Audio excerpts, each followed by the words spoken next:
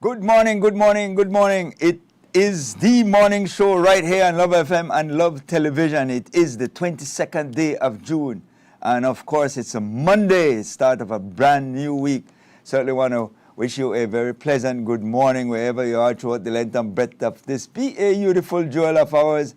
We're certainly glad you could join us. If you're streaming, we certainly hope that this morning's discussions are going to be informative and engaging. I want to say, first off, belated Happy Father's Day to all fathers throughout the length and breadth of this beautiful jewel of ours. We trust that yesterday was a very, very pleasant day, and it was what you expected.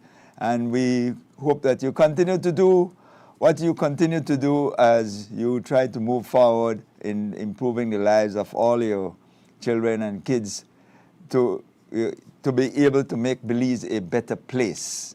And of course, we'll have the numbers for you very, very shortly. The lottery draw that took place yesterday, we'll certainly have that for you in a moment, and we'll be able to tell you what, if you didn't get it, you didn't win it, then certainly the draw comes up tonight in the Bolido at Love FM and Love Television at 10 a.m. What we'll do is, but maybe before I take that quick break, I want to say, congratulations to the Pelican Orange Walk Running Rebels who have clinched a spot into the finals, which comes up this Saturday night against the Belize City Defenders at the Civic Center here in Belize City. So I want to thank all the fans that turned out, William do have some footage or some shots from the Saturday night game. Certainly could not have done it without the help of the sixth man, who is the fans, the Orange Walk fans, who turned out in great numbers, and they were extremely, extremely noisy. So we certainly want to thank them.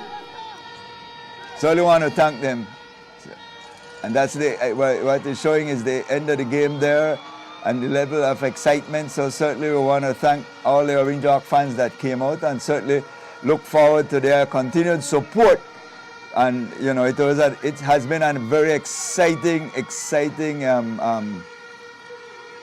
a season overall. I want to thank the government of Belize for participating and making sure that we get basketball to be played at the highest level and with this level of enthusiasm. So, we urge everybody come out this Saturday night, first and foremost, at the Belize City Center.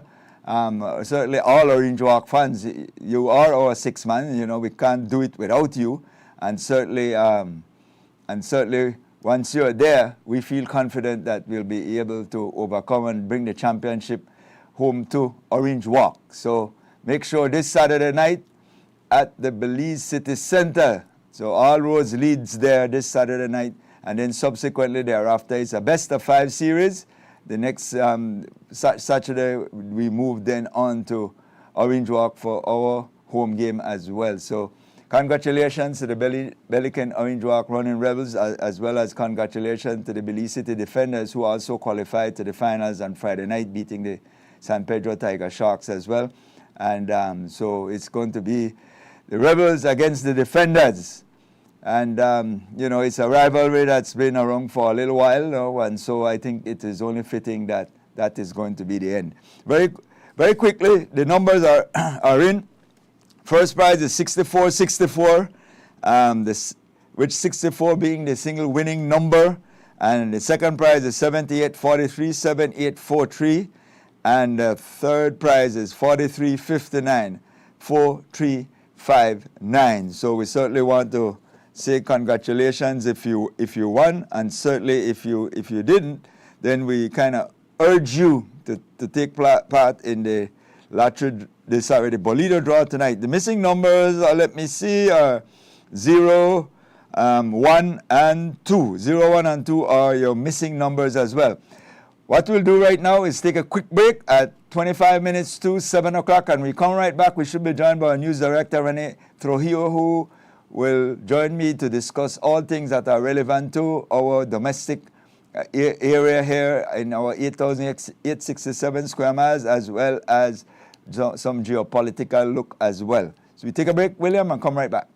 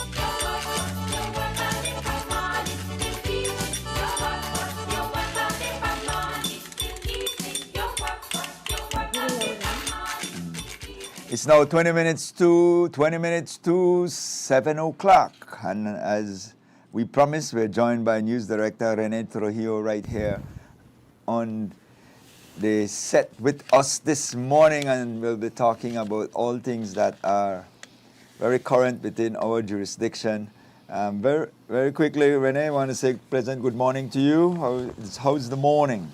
Good. Out there windy, boy. It's windy? Mm-hmm. Oh, yeah.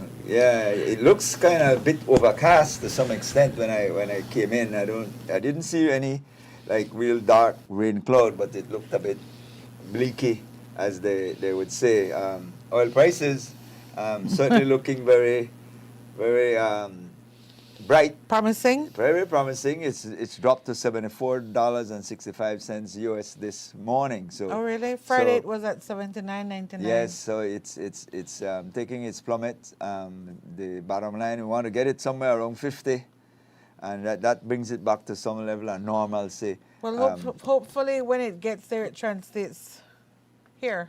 It will translate eventually. It won't come immediately because, like I said, I try to explain The shipment. How we deal with the shipment, because we are drip, we are milk run, and so we don't get the big bulk. So you don't get to enjoy the benefits right away. But because of that, there's also the advantage that we don't get stuck with the high price when the cheap fuel is coming in. The high price fuel is in your tank because we don't have a lot of storage. Mm-hmm. Because remember, that's one of the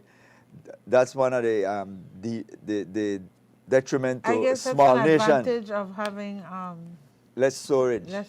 Yeah, so you tend to not have, because if you had large storage, you would have a large amount of fuel that you bought at the high price, and then when the fuel drops, you're in a quandary because now cheaper fuel is out there available. So you would have a huge loss when you try to sell that fuel at the current cheaper price. So you'd have a net loss. So it has an upside for us, but it will take. What worries me though is, from an economic standpoint, is that quite a number of the goods and services had priced in the increase in fuel, and most of the time, we always practice, and we talk about this all the time. You would hear us talk especially when we speak with Dr. Williams out of Miami, economist as well, talk about the sticky price, meaning the price doesn't want to come down off the high price that it has. Most manufacturers and producers and wholesalers will kind of already been enjoying that profit that they were.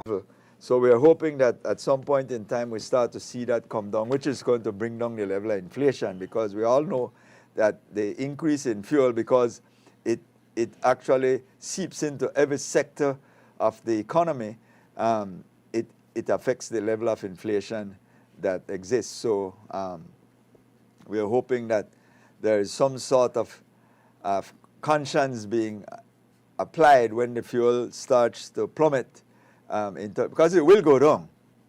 It will go down once the strait is open.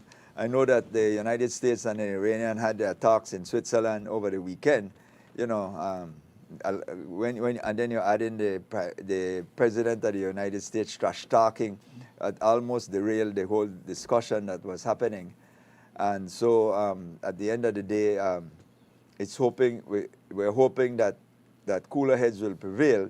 The strait will open up the way it was before February 28th, and eventually you'll start to, maybe within 2 weeks or so, the free-flowing, the backlogs are going to be eliminated, because there's quite a number of ships that are locked inside the strait and can't get out. And so when those start getting out, those are going to impact the prices of fuel and the prices of goods like fertilizer. Fertilizer is another big byproduct of the fuel product that affects the food we eat. So the impacts will be starting to feel, in my estimation, I would say within 6 to 8 weeks, we should start to see a significant reduction in fuel prices, And to some extent, some level of cost of living should start to seep its way downwards. So that's my optimistic view at this point in time. What has been happening in your neck of the woods? Nothing. I explained before you came in that I had this weekend game in Orange Walk, where my team qualified. The Belikin Orange Walk Running Rebels qualified for the finals, which comes up this Saturday. So that was like what my weekend was about primarily. A lot of focus and team A preparation. lot of sports. Yes, and then of course the game was Saturday night. Couldn't ask for a better turnout. It was a packed house, certainly. The Orange Walk people. Kaya brought his crowd as well, because we were playing against the Kaya Western Ballers, so it was a district competition. Oh, it was Father's Day weekend too? And it was Father's Day weekend, so we had a huge crowd inside the sporting complex. It was filled to capacity. Okay. We couldn't ask for better. We certainly appreciate the support from the fans for the entire year.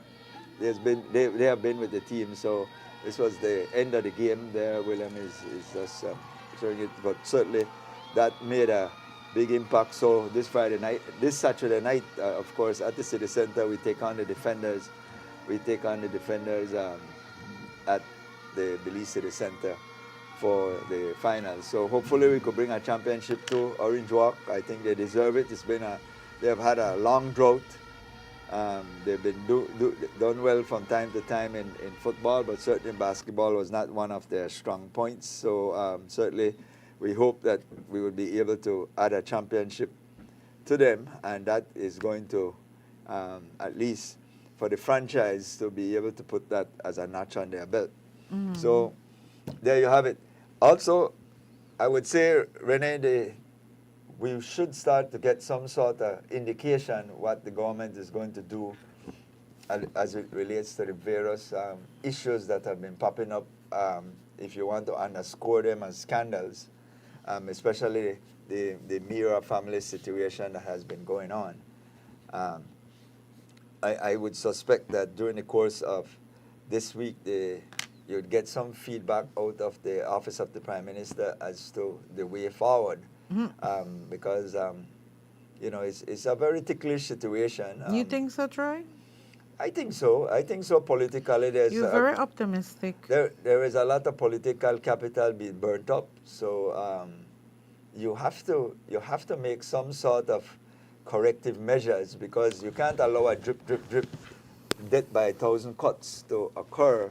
If you know history, if you follow your history as it relates to governments, if you go back to 2004, that same drip situation occurred with the People's United Party 2004, and by 2006 they lost all the municipal elections. Troy, I get the sense that the government doesn't care. And that's why I'm not enthusiastic about even talking about this any further. Because I get the sense that the government doesn't care when the Prime Minister will say, let the investigation take its course and then we'll decide what to do with Minister Mira. While if a public servant or a public officer is caught in such a situation, that person would be put on administrative leave. So an investigation can take place, and then the Public Service Commission, if warranted, would then step in and say, all right, this is how we're going to treat the situation. But you go and you reshuffle the Recondev board, which the minister's brother sits on. They don't move him? Right. The Prime Minister has directed the Cabinet Secretary to select a new board for Recondev. But then you don't do anything to Minister Mira. When really and truly... But you're assuming, it's done. Hold on.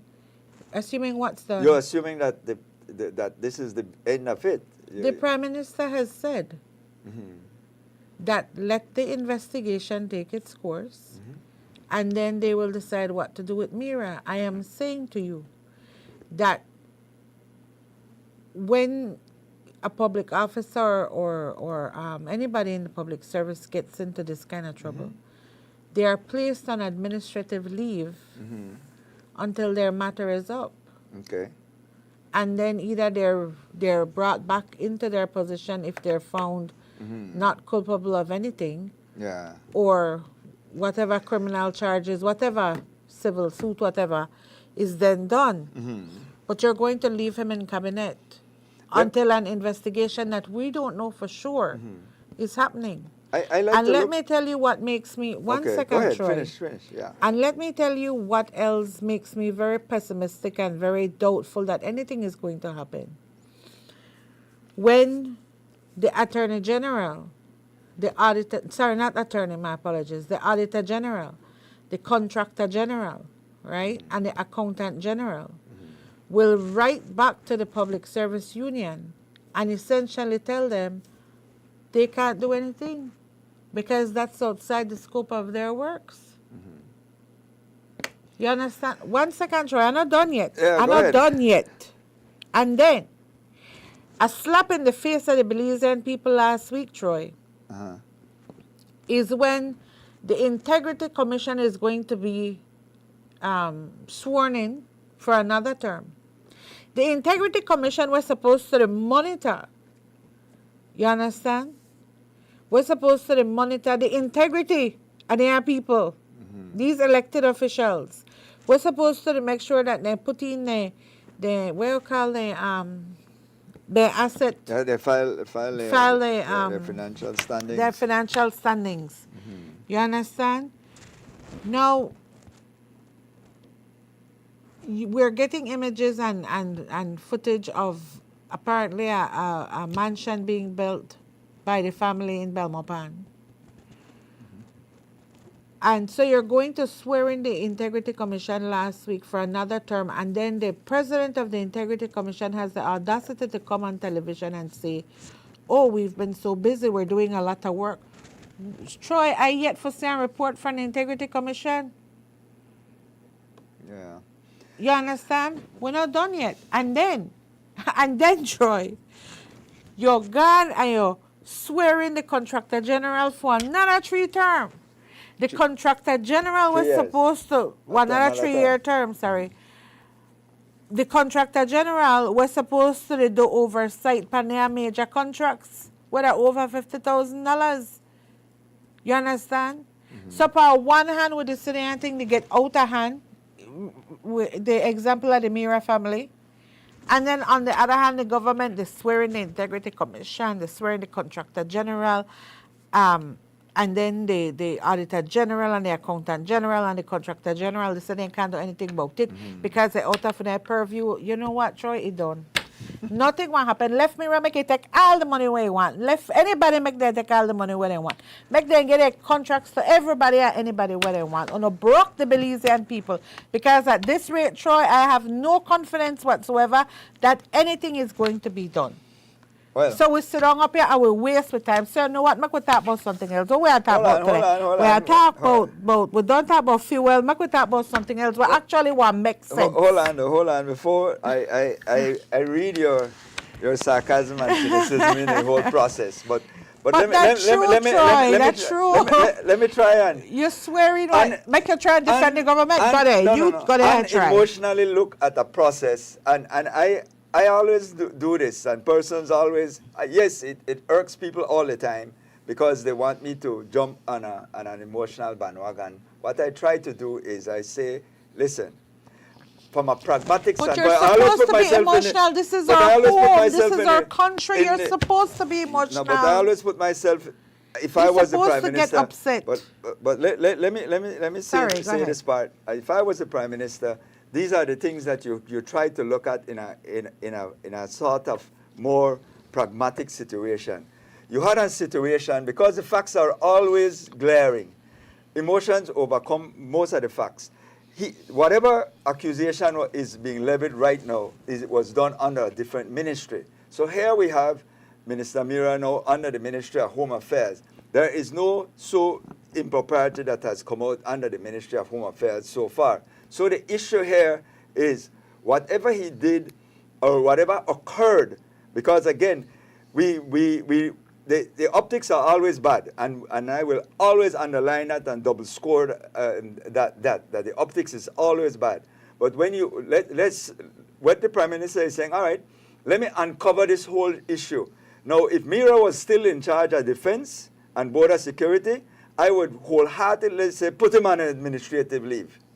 That I would say right away, because that's the ministry we're going to investigate, and I don't want you wrong. Just like we do with public officers, if they any infraction is unearthed under their watch and they're there in the same office that we're investigating, then you put him on administrative leave. But Troy, don't but you right think now that- he's not there. But Troy, don't you think that being a part of cabinet is a privilege, that you get to Well, it's a serve the privilege Belize? the Hold Prime on. Minister That you get afford to you? serve the exactly. It is a privilege to sit around that cabinet table. That no willy-nilly. So whether he in charge of defense or not, the point is that the spotlight is on him. Did he act properly as a cabinet minister? We're not that's what the talking investigation specific. should Hold prove. on, man. But that's my point exactly, Troy. But- if I go and I accuse you of rape and police come up, police arrest you, while they do their investigation, you understand me? But if you So why is he privileged No, when no, you're no. the top about?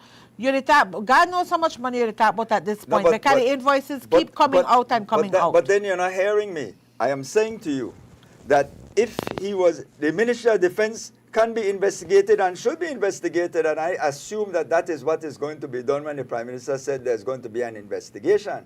And I'm being pragmatic with this whole process, because I would want the same due process afforded to me if I'm in any situation where the optics might be bad, but the facts might be different. We hear that whole thing over and over. No, if these people at some point in time, and I remember I told What, you this legal last guilt week. or factual Yes, guilt? remember I told you this last week, that if there is a level of where we can't prove that we got value for money, then that is the corruption in the first instance. Then we penalize those persons accordingly, because I will have no problem by persons stealing the Belizean people's taxpayers' money. That's the bottom line. But I want persons to have their due process. And that is what, when you talk about the Public Service Commission, there is a public service regulation that lays it out very clearly in how the due process must happen. You must be given a chance to explicate yourself. Well, Troy, I disappointed in you, because even the Prime Minister said that this whole situation has made him very uncomfortable and has I put would him be in too. But no, you sound like you're quite okay with what happened. No, I'm not Anyway. okay. That's why I support the whole issue of the investigation. And if it turned out that there was some issue where the minister himself was a part and parcel of the whole You thing. know what? Go back to the Andre Perez situation. When Andre Perez situation came up, there was a process where everybody felt uncomfortable with him in there, because you're saying that this matter is done. I don't believe it is done. I believe the Prime Minister will make a hard decision this week. That's my view.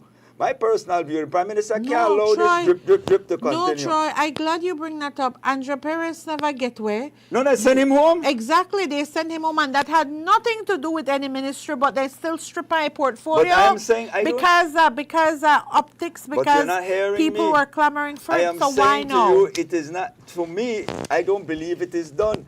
The Prime Minister So you think the cannot- Prime Minister will back step for what he said last week? When I open up my statement, I said to you earlier that as far as I'm concerned, that this matter, they cannot be allowed to drip, and so you have to bring it to a head somewhere. Politically, you have to.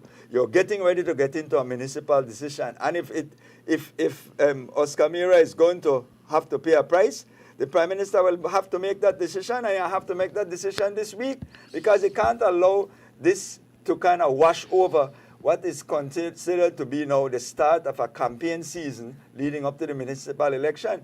June the 19th was the closing date for all entries to go in, application for the People's United Party. We will talk about that certainly after the break as well. But I just want to say this, as far as I see it, if I was the Prime Minister, I know I would have to make that a hard decision one way or the other, but I will have to do it in such a way that it provides a level of natural justice or due process, because I have other colleagues who are watching too, see how you handle this situation. So I am And saying, it don't take too long. as far as I'm He saying, don't take too long. I wouldn't want to have been in the Prime Minister's shoe, and he lies the head that wears the crown. And so he will have to make a hard decision, and that's why I'm saying to you, I don't think it's done. You believe that the Prime Minister threw up a hand, and I don't believe that. I never don't said see that. No, no, no, no, no, no, no, no, no. I did not say that. Tell me what you say. Do not let me Repeat sue what you. say. You. Do not let me call my attorney. I have to. Because I will sue you for misrepresent me. I never said Prime Minister throw up a hand. I throw up my hand. Oh, you throw up your hand. I throw up my hand because in the wake of everything what happened with the see one contractor general get a contract renewed. When they say make I finish and when they say the integrity commission get sworn in again. These are the oversight bodies that are supposed to be trying to prevent these sorts of things, which tells me you're not doing your job, but yet a contract get renewed again. But you know what, Troy, your turn. Make we say defend them. Take a break. Minute after 7, and we come right back and we continue the discussions. It's not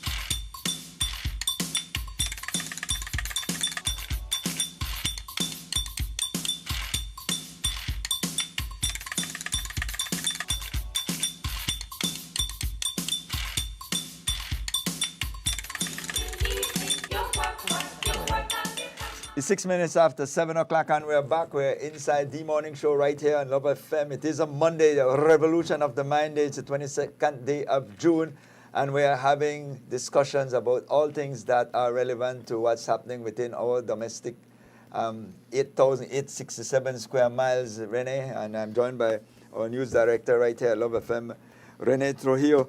Rene, before the break, we were touching a little bit on the issue of the Oscar Mayer. We'll leave that in a short while to move on to other areas. I done with that, you know. Left me alone, Troy. I know. Stop sending for me. Yes, I'm quoting you every so often. But you see, even Dean Flowers said on the interview Friday, he called also for the heads of the finance officers where allowed this to happen. You understand? And he's the PSU president, and he's saying, let heads roll from the public officers, go right up. But that's the point I'm trying to make. You not make that point. I am not saying. Why would I say just because I saw a number of payments made in small chunks that is not a wrongdoing overall. That you can't. Right? Yes, the optics is bad, but I maintain my position that is not saying that I did something wrong yet. That is why you have to do the investigation to see whether or not is it that these persons we didn't get value for money. You said you delivered $9,000 worth of vegetables. So how do we track back to be able to see whether that is so? Because the rules allow you to make payments like that. But was it done to circumvent what? What it is you were trying to do? The optics is bad, I say it again. But at the end of the day, I have to be afforded, as the public officer, due process. And Dean knows that. Dean knows that it is good optics for him to say that, but he knows that that's not how it operates. But you can't just take a public officer because of that situation and sack him. But Troy. So let's stick with what I'm trying to do here is to put logic and structure to these discussions, because what we do is, and Dean made an emotional, and I will call him out because he knows that that's not how it works. You heard the interview? Yes, that's what I'm saying. I'm calling him out because he knows me and he knows that that's not how it works. There has to be due process, and Dean knows that. So we don't have to split hairs on that matter. But Troy, why? Why would it be difficult? If somebody did wrong, I said, Troy, we all know there is a process. Nobody just says sack nobody. Let heads rule. But heads can only rule.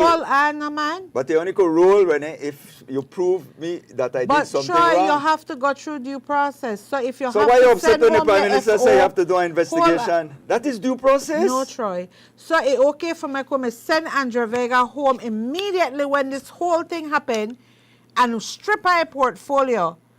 You understand? That may okay. Well, we don't know. And then afterwards, we don't investigate. Know what the investigation and then proved, after that, well, obviously, never proved much because he come back now as minister. But you missed the point. Prove enough the point is that, so this is not enough. But I am saying to you that Mira, relatives are the people involved. While he was at the Ministry of Defense, now he's at Ministry of Home Affairs. Problem, Troy. The Prime Minister will have to say, should I send home my Minister of Home Affairs right now? Because that's the worst you could do to him right now. You can't remove him as an elected official because that has a different process. But you can move him out of cabinet. That's the power of the Prime Minister. So the Prime Minister right now, his dilemma is, based on whatever information I have out there that is out there right now related to his family while he was a Minister of State under the Ministry of Defense, Well, he was also Minister of Defense and Border Security from the election in 2025. So do I remove him while he's no Minister of Home Affairs? That's his dilemma right now. So I am saying to you, the Prime Minister will have to make a decision this week. That's what I'm saying. One way or the other, he have to say to the general public, I am doing this, or I am doing nothing. You believe he will do nothing based on what you heard him say last week. I am saying, I think that... Oh, let me answer that. That You was- never hate. No, I am saying, I heard him saying that, but Okay. I didn't have a problem with him saying that, having just come back and this thing kind of exploded while he was away, and he come back said, listen, let me see if I could get my hand around this thing. I'm trying to put myself in his shoes and saying, all right, I will have to really do some kind of hard decision against one of my colleagues. So what it is I'm going to have to do.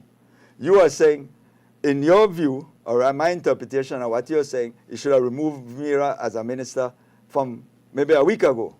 That's what I gather you might be saying.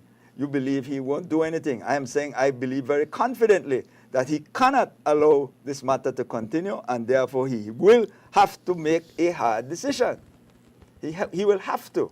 As hard as it's going to be, he will have to do it. He can't allow the drip situation, and as well, he still have to do the investigation, because there still has to be where the feedback has to come out to say whether or not we got value for money and why this thing was done. How do you get 44 under $10,000 invoices for $400,000 paid in one day? That has to be explained. I don't think you said nothing wrong with that. No, I never said that. You are make a sue you too, because I don't think you said I nothing said wrong with nothing that. like So that. you said nothing wrong with that. I never said that nothing That's was wrong. why I'm I upset have- with you, I have because never said how nothing dare wrong. you I say said- that nothing, I have never said nothing that. was done, nothing wrong was done. Avocado Melaya. How you I have could never say said nothing? that. Dickie, where you there? I- Dickie, please come defend me, because I cannot with Troy I today. am saying to you that I'm saying to you that the Prime Minister cannot allow. You said you think do nothing, that kind of thing based on the statement he made. I'm saying no, he will have to do something, but there's a process he has to go through. He has to put his think tank together. He has to consult with other persons and get some level of guidance and support. They're not, just up and he has confidence too. Mm-hmm. That's how all system works. Otherwise, you get into trash talking So like you when remember Donald Trump in like do talk elections off of the cuff 2020 and when make we were mistake. in the 2020 elections, you remember what that one of the campaign thing on the PUP manifesto, Which one? the whole UNCAC. Okay. You remember that? I hear That about, one of what that one of I the heard about salient double-sided points. machine too. That one of the salient points. Yeah. Also because Dean Barr never have No, a no, no. double I sided said I heard all then of it these. okay for I make heard all of them these just political continue rhetoric. lie away. No, I And heard. we not holding accountable. But isn't that what? No. It's okay for them to continue lie and us not holding them accountable. No, I don't have no problem with holding them accountable. I'm trying to say to you that I've heard all of these buzzwords done consistently. No, look at UNCA. We get confused. So because they consistently do not do what they say they're going What to is do, UNCA? it's okay, right? Let's educate No. our Belizean people. What is UNCA? I understand the process, you know. But that- I but then understand let's there's a not- lot of legislation that Yes. needs, but the curbing of corruption begins at home, in your own cabinet. Mm-hmm. You understand that the point that they make? We don't need for going to know long discussion. I understand we still have several legislation left for make up UNCAC. UNCAC now not just This one is a convention signing you sign agreement that onto, was yeah. entire broad, how you call It's a it. I get convention. that. And Right? you need So legislation. not be condescending with me when it No, comes no, to no, UNCAC. I'm saying that the whole point of that is to essentially curb corruption. And by doing that, that starts in your own house and your house a cabinet. Mm-hmm. That's what I'm saying. I am saying to you, Renee, I'll repeat again. 7:15. We have to move on. I'll move on right now. Because we have guests. One last thing I'll say, that I don't believe that this matter is done. It's not All right, done. Troy. So I know you sit long in the a cabinet, chips- so you know what you the just say. chips- I believe you. I feel very confident I that, believe you. that a politician can't allow this to wash over. This I is, think it gone too long. Fair But enough. I guess that our part where I agree for disagree. Who I'll put in a name now?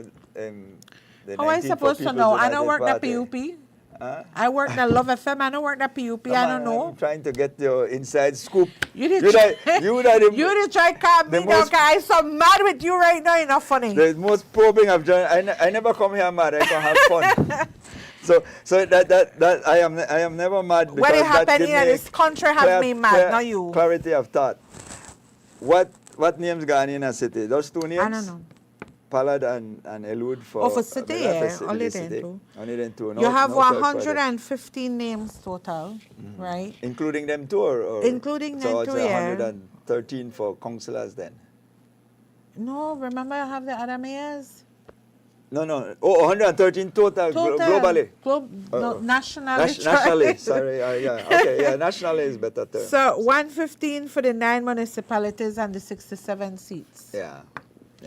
That's So what I mean. some areas will have to have actual conventions. Yeah, Belize City will have convention. You saw the interview I did last week when Alan took in his. I saw that a nice fanfare and. Yeah, I did a live report from there, and I spoke to Alan. I spoke to Doc as well, and well, Doc is upset. He feels like his son is being jilted and what have you. Yeah. But both candidates say they are willing to go to a convention. So according to PUP Secretariat, the convention should happen sometime in August. Yeah. Because they still have to form the vetting committee and what have you. You see, but a lot of areas seem to be going up contested. PG, you have 3 candidates for mayor. I didn't hear who the 3 was. No, I don't have the names. I'll get that today.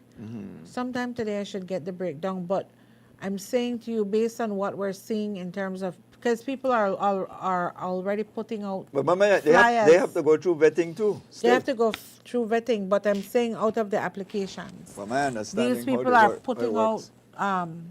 Oh, they're already campaigning. They're already campaigning. That's my point. And so then I know that you have 3 persons interested in Punta Gorda, right? You have 2 in Corozal. Or is it 3? 2. Well, I 2 that I know of.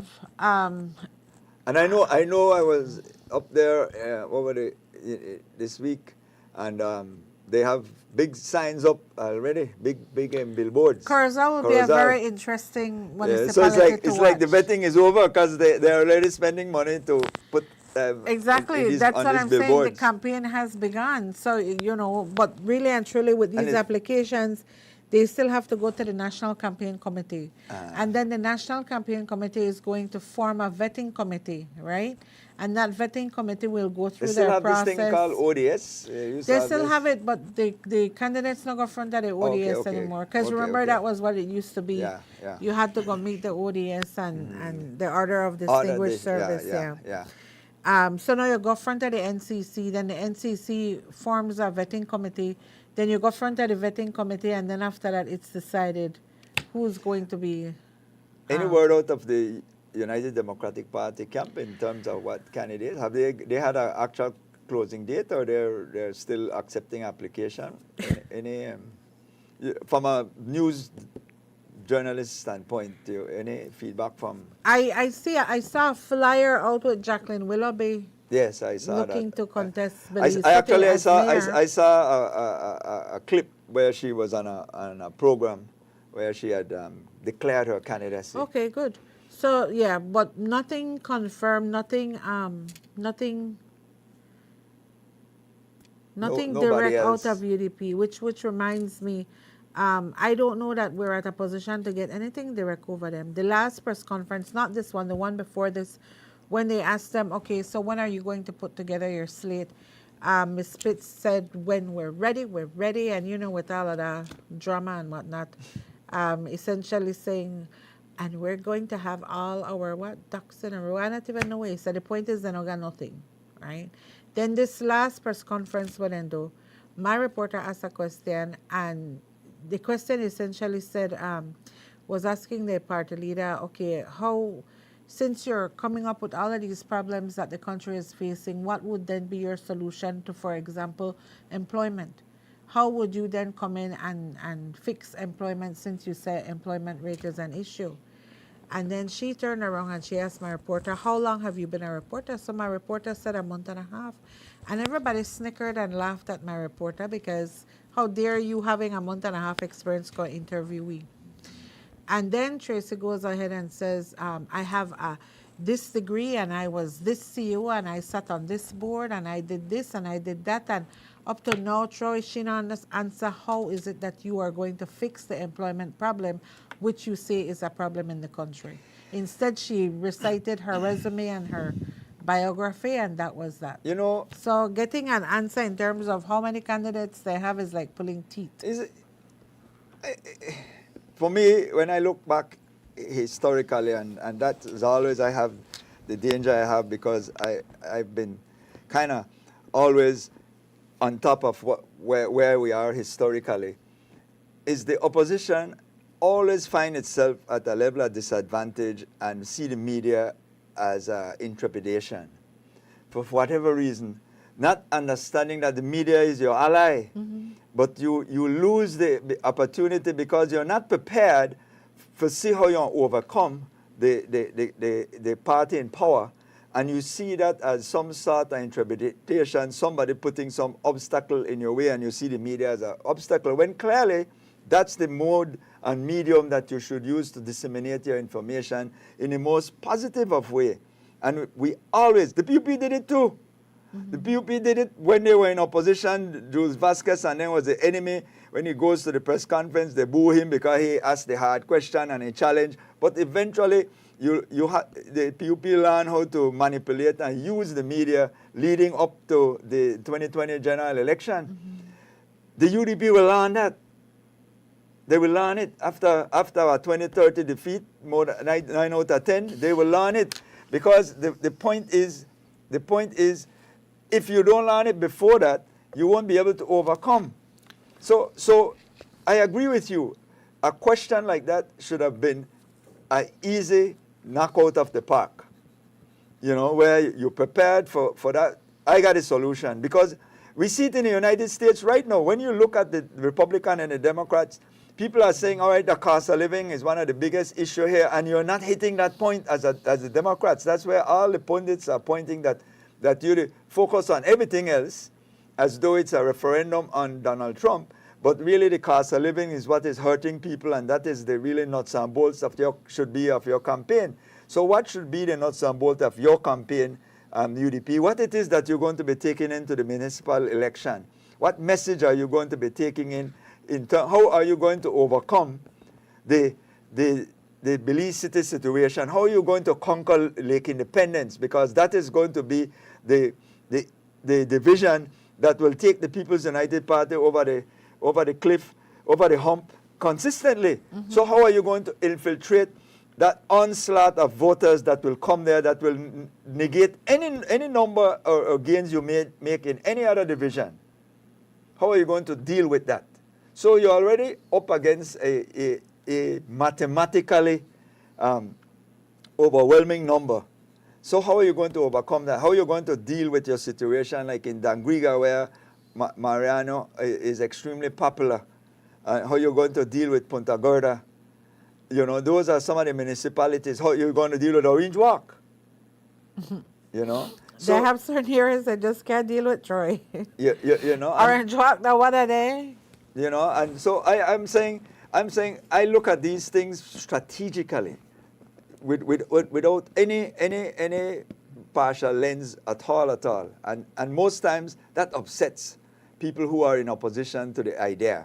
But I always said, if you want to have a tangible discussion, let's break it down. Let's break it down by division. We have 10 divisions in Belize City.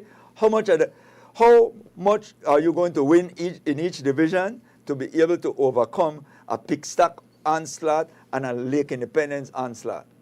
When you look at those two numbers, they will overcome any other small division that you have. So you're already up uphill battle. So how are you going to convince those voters? What are you going to say to those voters in those areas that you're going to convince them to swing? When you go back to 2006 and you go back to 9, 12, and 15, most of those had Cordell Hyde out of the equation.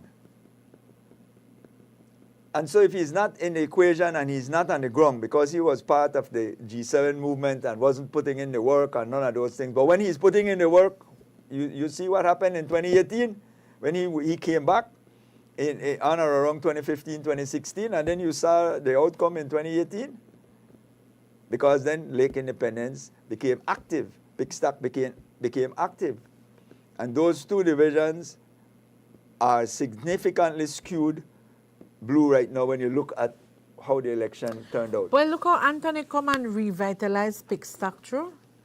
For many years, Pickstock has always been a dead division. Like nothing ever happens in Pickstock. Nothing ever comes out of Pickstock. And now he's in Pickstock and Pickstock to see glory days. Well, that's what I am talking about in terms of when you look at the municipal election, we have to pragmatically look at that. You look at, say, Orange Walk, where most of it is within the Prime Minister's division, where he is extremely popular. You have a mayor like Ladrick Shepherd, Mad Bull, who is extremely popular. How do you overcome that as well? Because for since what 2009 or 12 when Kevin Bernard took over as the mayor, they have not lost since then. The bacative of area reps are important in municipals, you know. Very. Because, like, for example, look at Ladrick.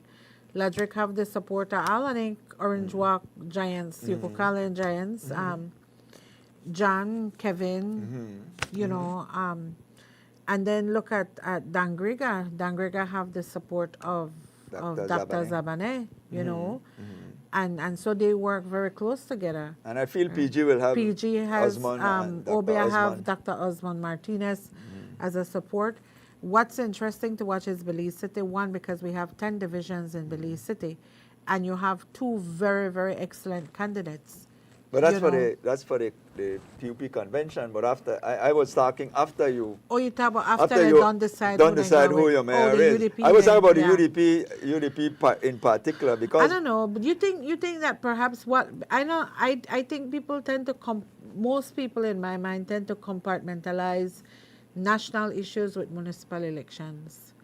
So, like you say, how we're going through this Mira debacle, I don't think it's something that's going to influence municipals because municipalities are a thing of its own. Essentially, it's how you handle your municipality. You know how they say politics local? Yeah. So while he could do, while area rep could do one ton load of fool, it could do everything right in a division and still come up roses because it take care of a division. And that's what we mean by politics is local. So in municipals as well, national government could do a pile of fool, but really and truly, how are these councillors or this body operating within their municipalities?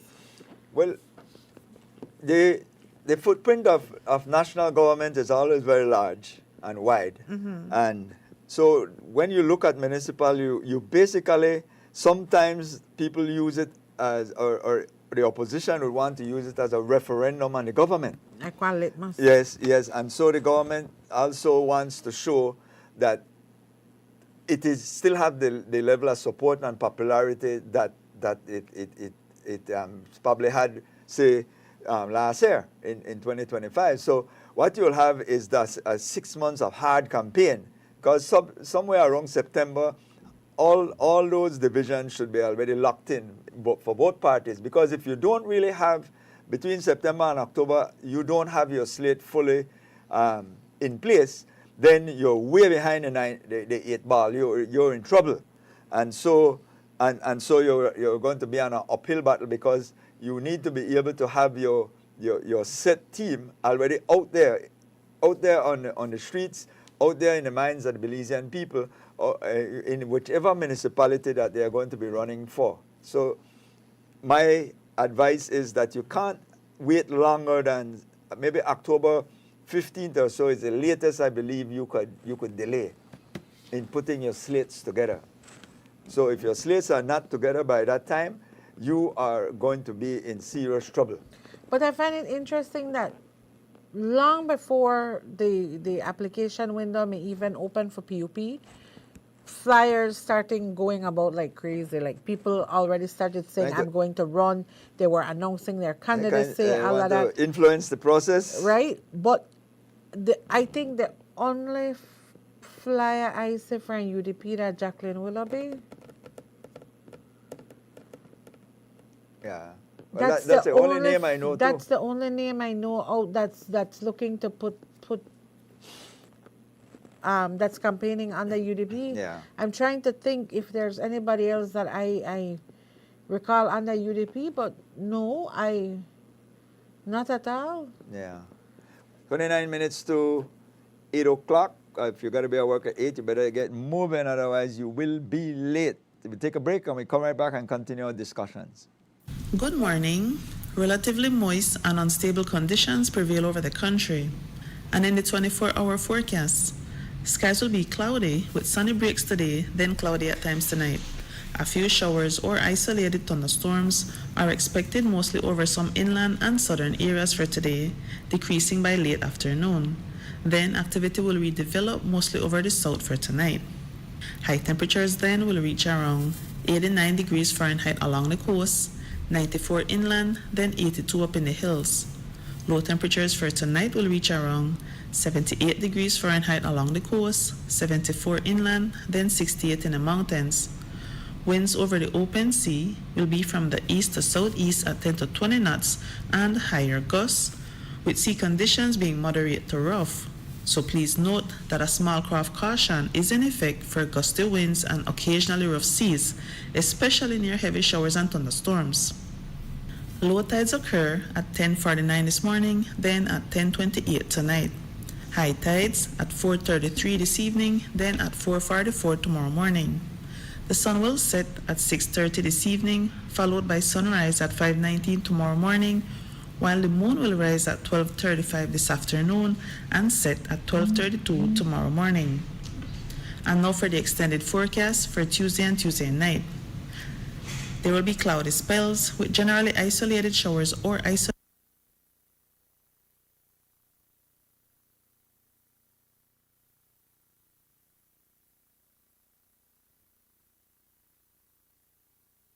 Good morning.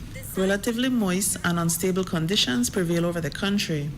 And in the 24-hour forecast, skies will be cloudy with sunny breaks today, then cloudy at times tonight.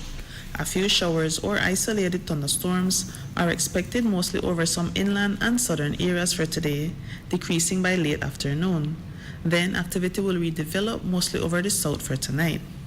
High temperatures then will reach around 89 degrees Fahrenheit along the coast, 94 inland, then 82 up in the hills. Low temperatures for tonight will reach around 78 degrees Fahrenheit along the coast, 74 inland, then 68 in the mountains. Winds over the open sea will be from the east to southeast at 10 to 20 knots and higher gusts, with sea conditions being moderate to rough. So please note that a small craft caution is in effect for gusty winds and occasionally rough seas, especially near heavy showers and thunderstorms. Low tides occur at 10:49 this morning, then at 10:28 tonight. High tides at 4:33 this evening, then at 4:44 tomorrow morning. The sun will set at 6:30 this evening, followed by sunrise at 5:19 tomorrow morning, while the moon will rise at 12:35 this afternoon and set at 12:32 tomorrow morning. And now for the extended forecast for Tuesday and Tuesday night. There will be cloudy spells with generally isolated showers or isolated thunderstorms developing mainly over the south. And finally, for the tropical weather outlook, tropical cyclone formation is not expected over the North Atlantic region during the next 48 hours. And this has been this morning's weather report from the National Meteorological Service.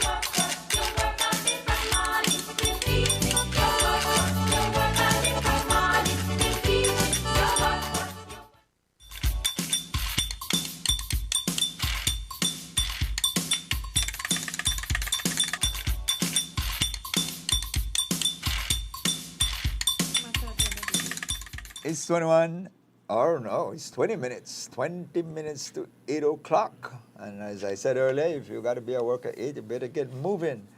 What else been going on, Rennie? That's been You keeping had me up at night. the presidential center that was open last week. Did you Where? manage to watch it in Chicago? Oh, yes, with Barack Obama Yeah. and Michelle Obama. Yes, I saw snippets of it. I thought it was the Oval Office replica. Replica, was correct, yeah. very magnificent.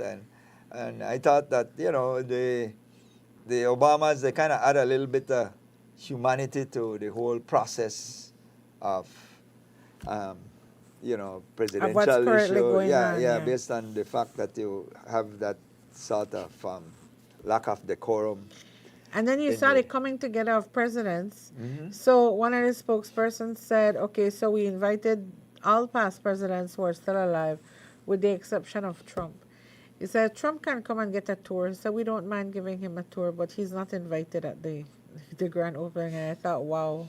Well, I think there's bad blood between Obama and Trump from ever since. I mean, Trump has been extremely unkind in terms of how he depicted them, and I thought distasteful. So the bottom line is, I don't think that it is lost on me that Yeah. they would want to hug him up. But from the videos and the pictures, the center seems very fancy, very elegant. You know, they were doing readings in the library.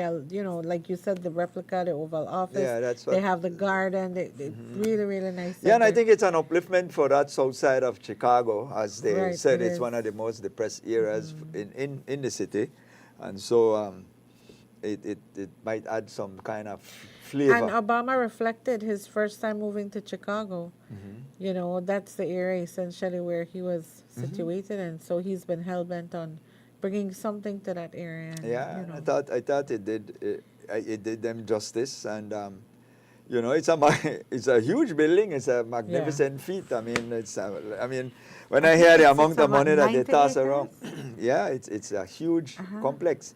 I mean, when you look at the repair for the reflecting pool, which is a disaster right now of some $14 million. Put that in perspective. That's 28 million Belize dollars to repair a relatively large pool for the most part. That's all it really is. And to see the disaster, and you know what is so striking to me is like, we have people down here with small little pools. They're able to maintain it with a little $50 and so a week, and it never turn green, and never turn. And with all the technology and the big money behind it, it's like how you screw that up, how you mess that up. That's why they said less is more, right?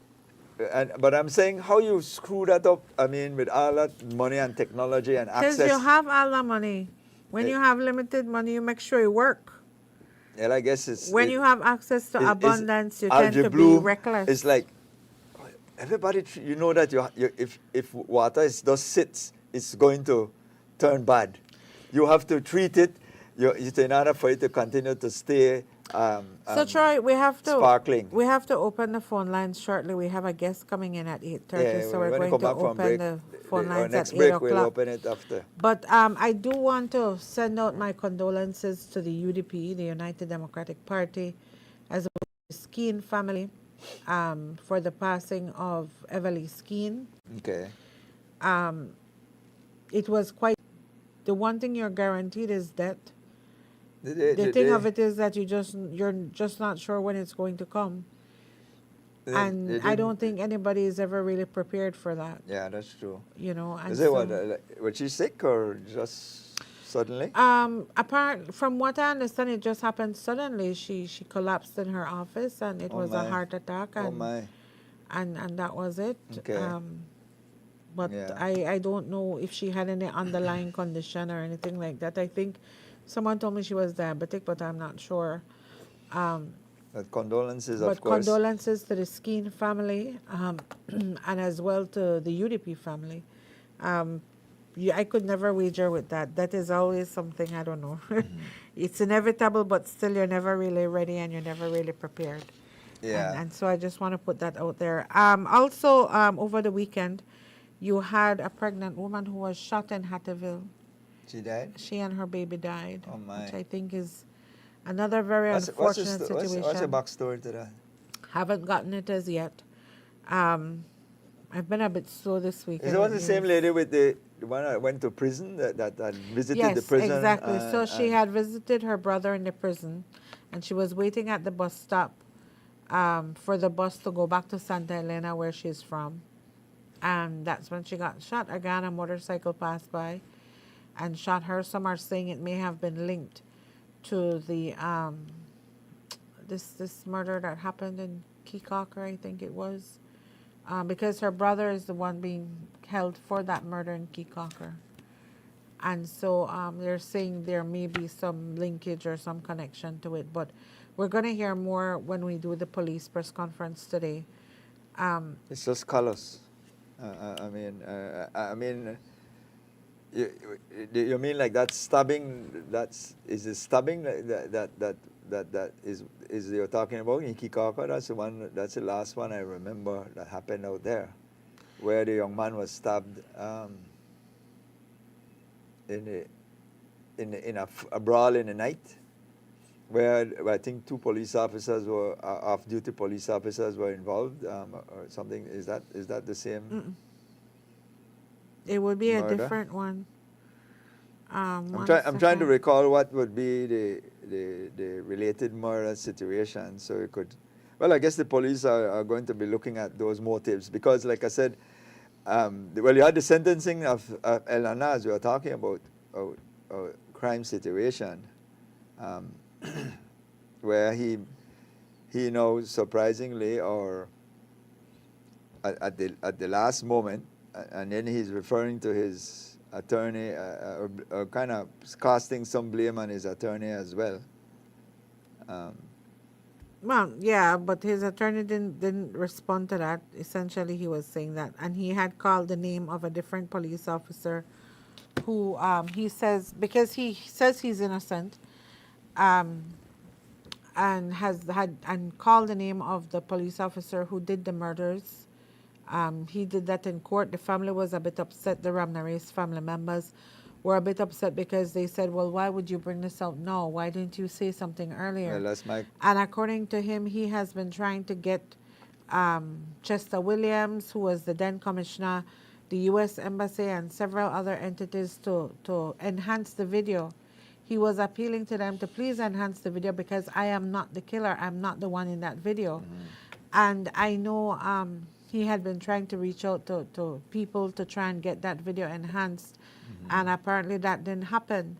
And so he's saying that, okay, he knows who killed these 3 people, and it wasn't him. And that was a declaration he made in court, and that he said that he's going to get, what's the word, vindicated when he appeals, because he is confident in his innocence and what have you. But he got 50 years, 3 lifetimes. Apparently, we don't have a set amount of years for a lifetime, but he got 3 lifetimes, which means he's going to spend the rest of his life in prison, but he becomes eligible for parole in 50 years, which would put him at age 89, 90. 90, yeah. Yeah. Well, you know, what puzzles me about this case, and maybe you heard it, I didn't certainly have no indication. What I find to be kind of missing from most it is motive. I have not heard, like I look back at say this case with the doctor that got shot and the person that have gotten charged, at least in the initial stage, I could kind of play in my mind that I What see would some have led linkage to between that? the people. Right, the because motive. were these people friends? With Na? Were they acquaintance? Did they have some kind of contact and connection? Is how did they even think about go and search for Na? So for me, I don't know if it came out in the case, but certainly I've not seen it reported anywhere in the media that I'm privy to, that there is. I could see where the linkage between these two, the Ramnareis brothers and his wife and Na. I can't find. There are only speculations that I think if you report can get you sued. because there's no proof of it. Well, that's why I said I'm you just know, saying that and so there's one, and I'm pretty sure you've heard the same speculations yeah. I've heard. But when I so- look at the Dr. Bonnier's case, we see there was a court case. So you kind of go right to that person first. You kind of go there first, and you had a dispute with this man, so we will most likely you can be a suspect because you may have a reason. So not saying that is the case, because right now these are allegations until you're convicted. But I'm saying I could not say right off the cuff that, you know, this you look at the Danny Mason case, and so there was footage. We know that the pastor went to this premise, and so there was a lot of way to link these people together. But I haven't been able to get any information that does that for me, other than and you know, which still puzzling to me is how police was able to go and go directly to him too, because all of that I have not heard, or maybe it came out in the court declarations, but by the attorneys. But I haven't been able to kind of put that together, you know, because when you look at the footage, at least the ones that we are shown and were shown back then when the thing occurred, I mean, for me, it was inconclusive. Which one? The footage of when the night of the event, they look at the camera footage when the shooting occurred. The triple same, murder. Yeah, same situation I'm looking at. You know, Yeah, it was dark. I couldn't understand how you could have made a determination from that video by the way the person limped. They said, oh, that now because the way he walk, and now walk with one limp. And the very same person that he's accusing, the very same cop that he says did it, walks with a limp as well.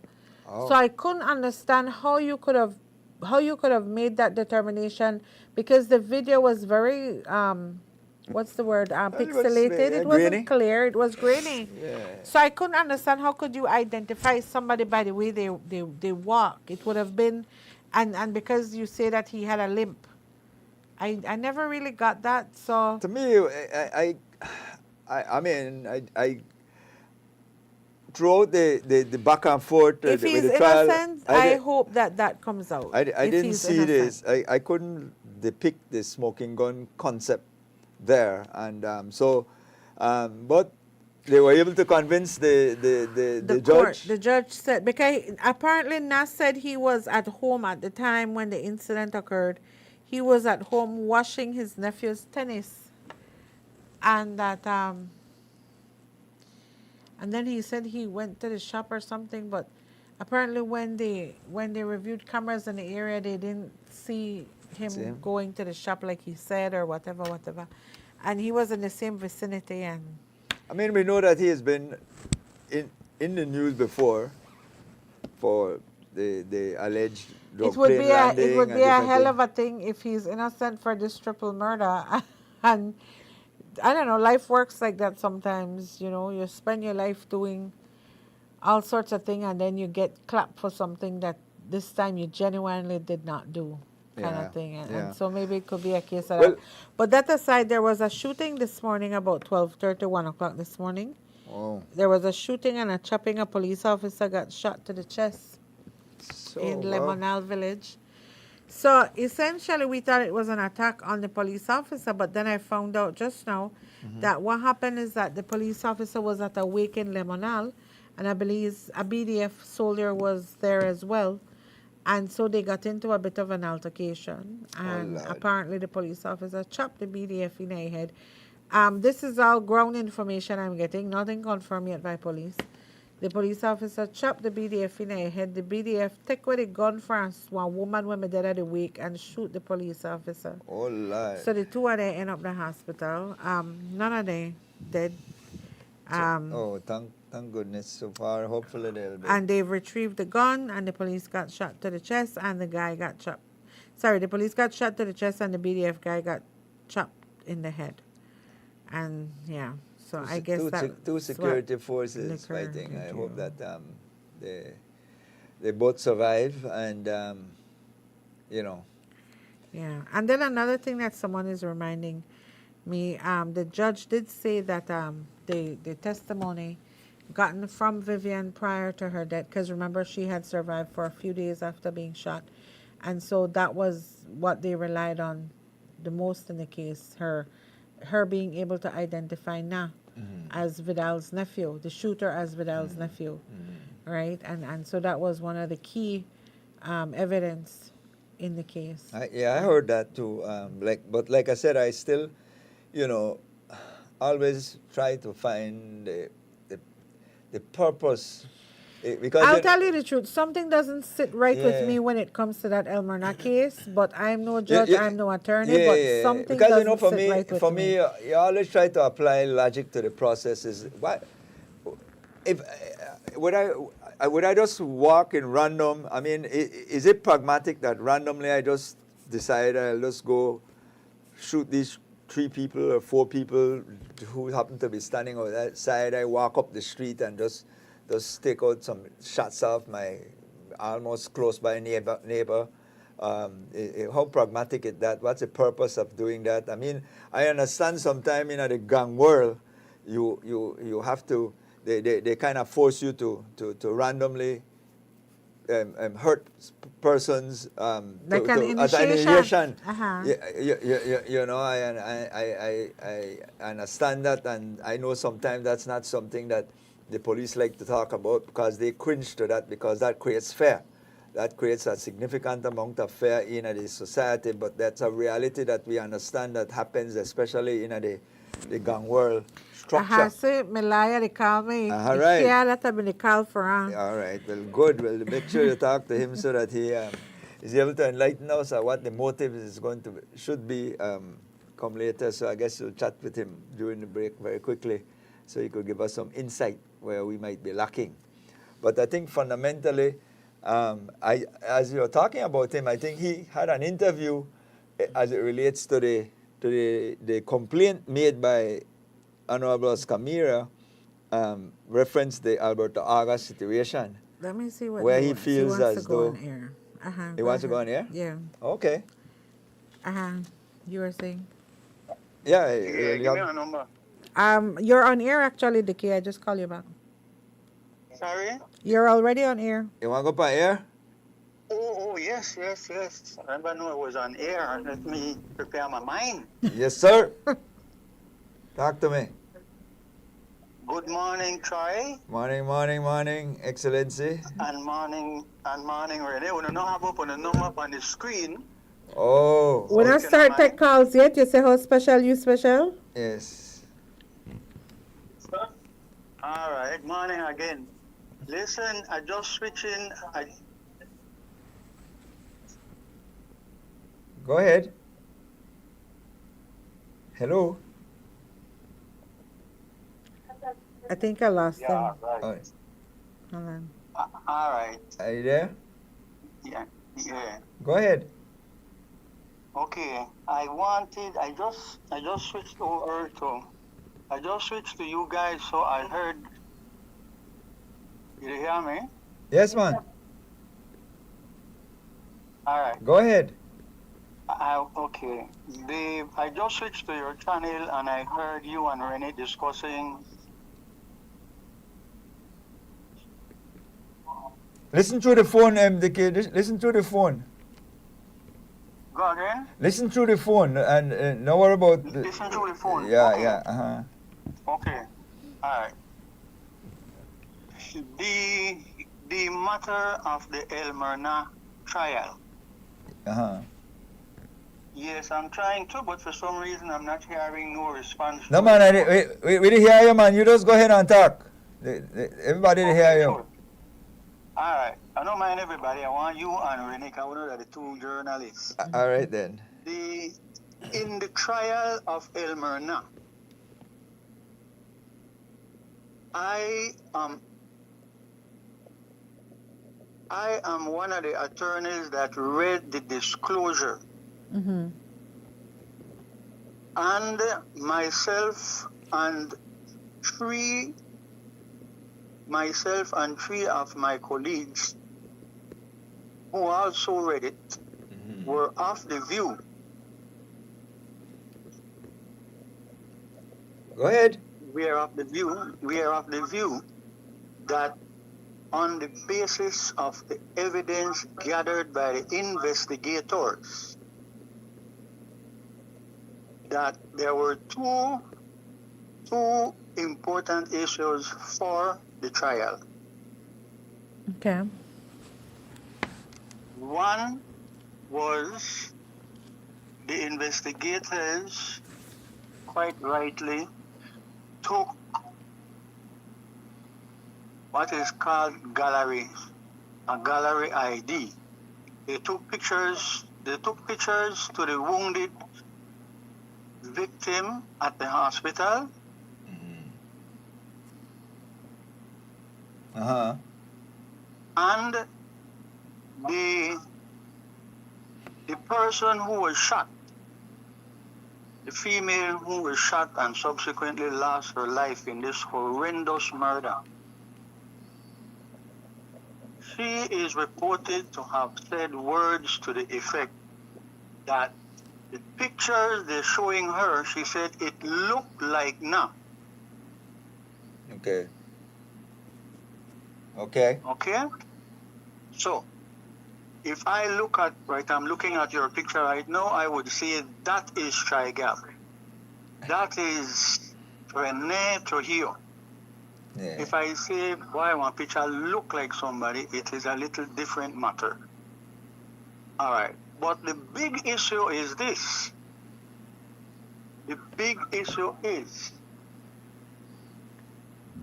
that the photograph from the camera that picked up the killer coming to the yard, subsequently shooting the two persons in the yard and going into the house, the picture showing that person apparently limping on the way to the yard. Yes. Remember, the killer is not wearing any mask or not have on no baseball hat. Right. So, the police did not enhance the photograph for the purposes of the court trial. Okay.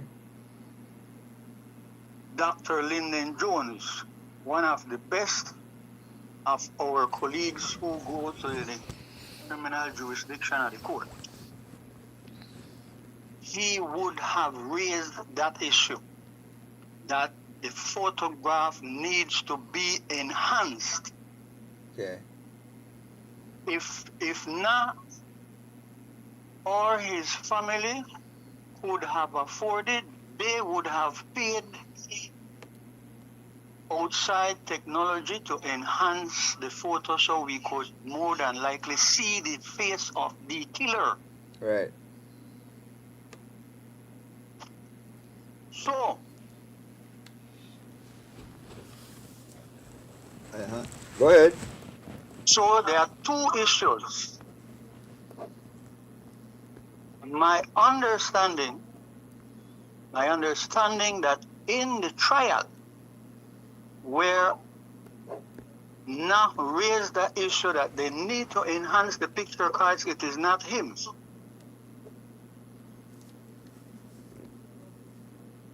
Mm-hmm.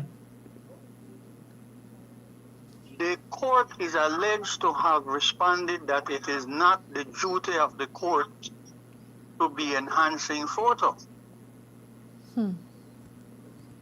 Okay. which is probably correct. But I want to share with you guys and with your listening public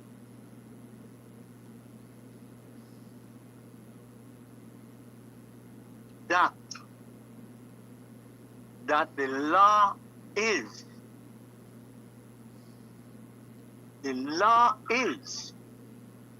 that the section of the Constitution which says that a person is entitled to be provided with facilities to assist him in his defense That is the constitutional requirement.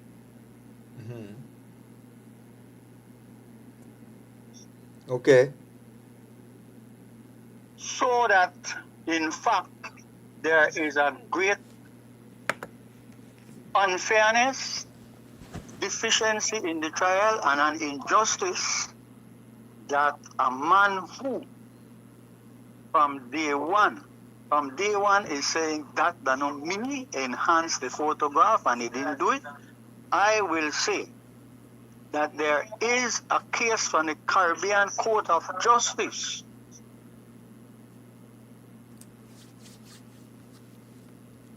Yeah. Caribbean Court of Justice had a similar issue in regards to the need for dental information on a bite mark on a person.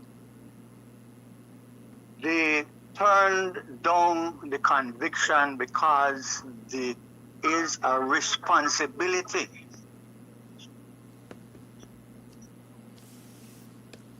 Okay.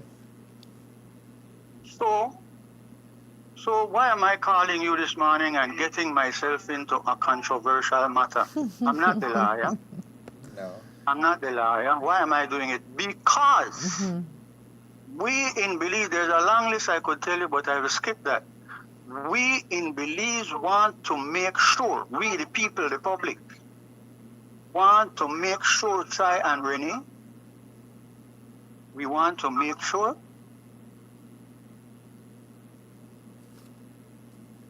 Yes.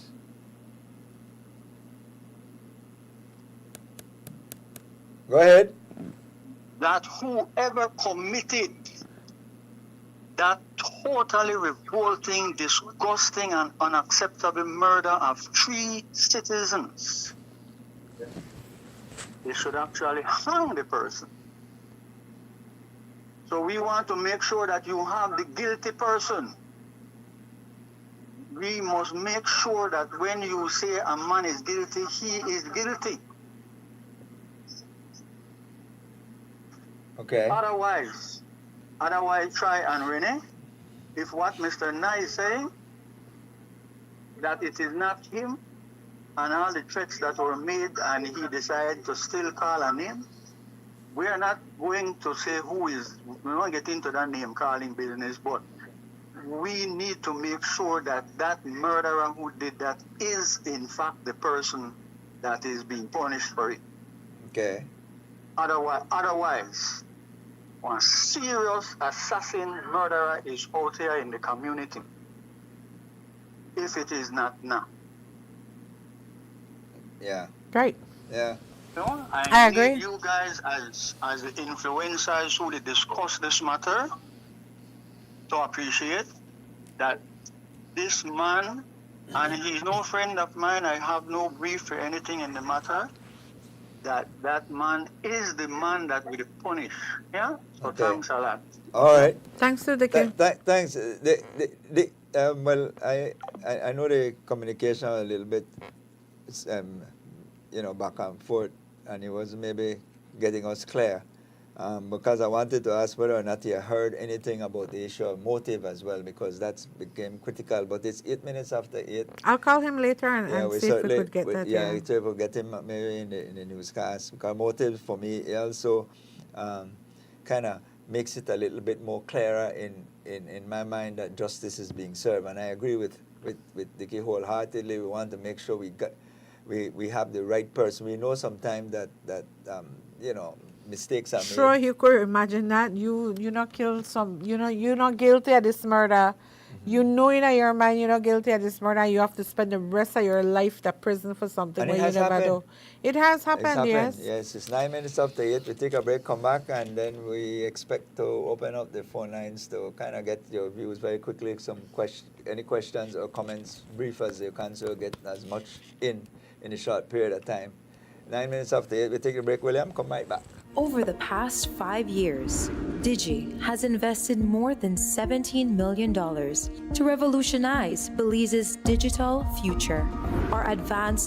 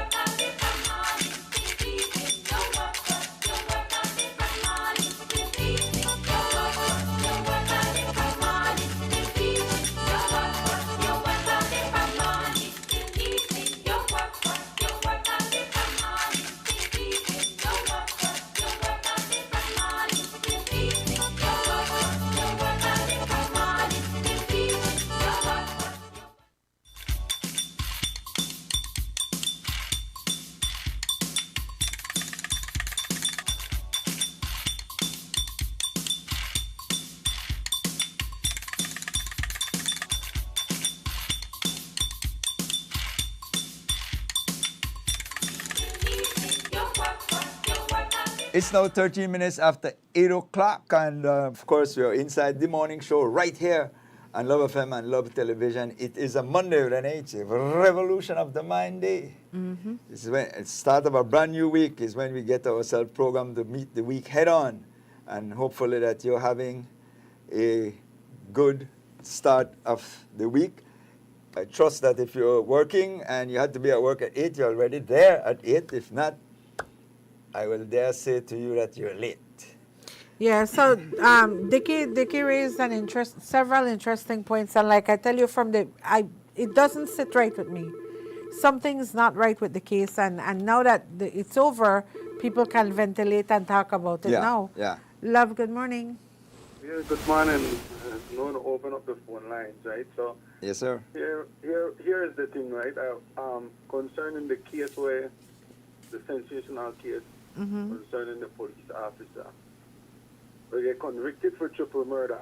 Uh-huh. Now, I hear one understand that a lot of times innocent people get convicted for crimes they don't do. However, in this case, the Elijah make a no case submission that wasn't successful.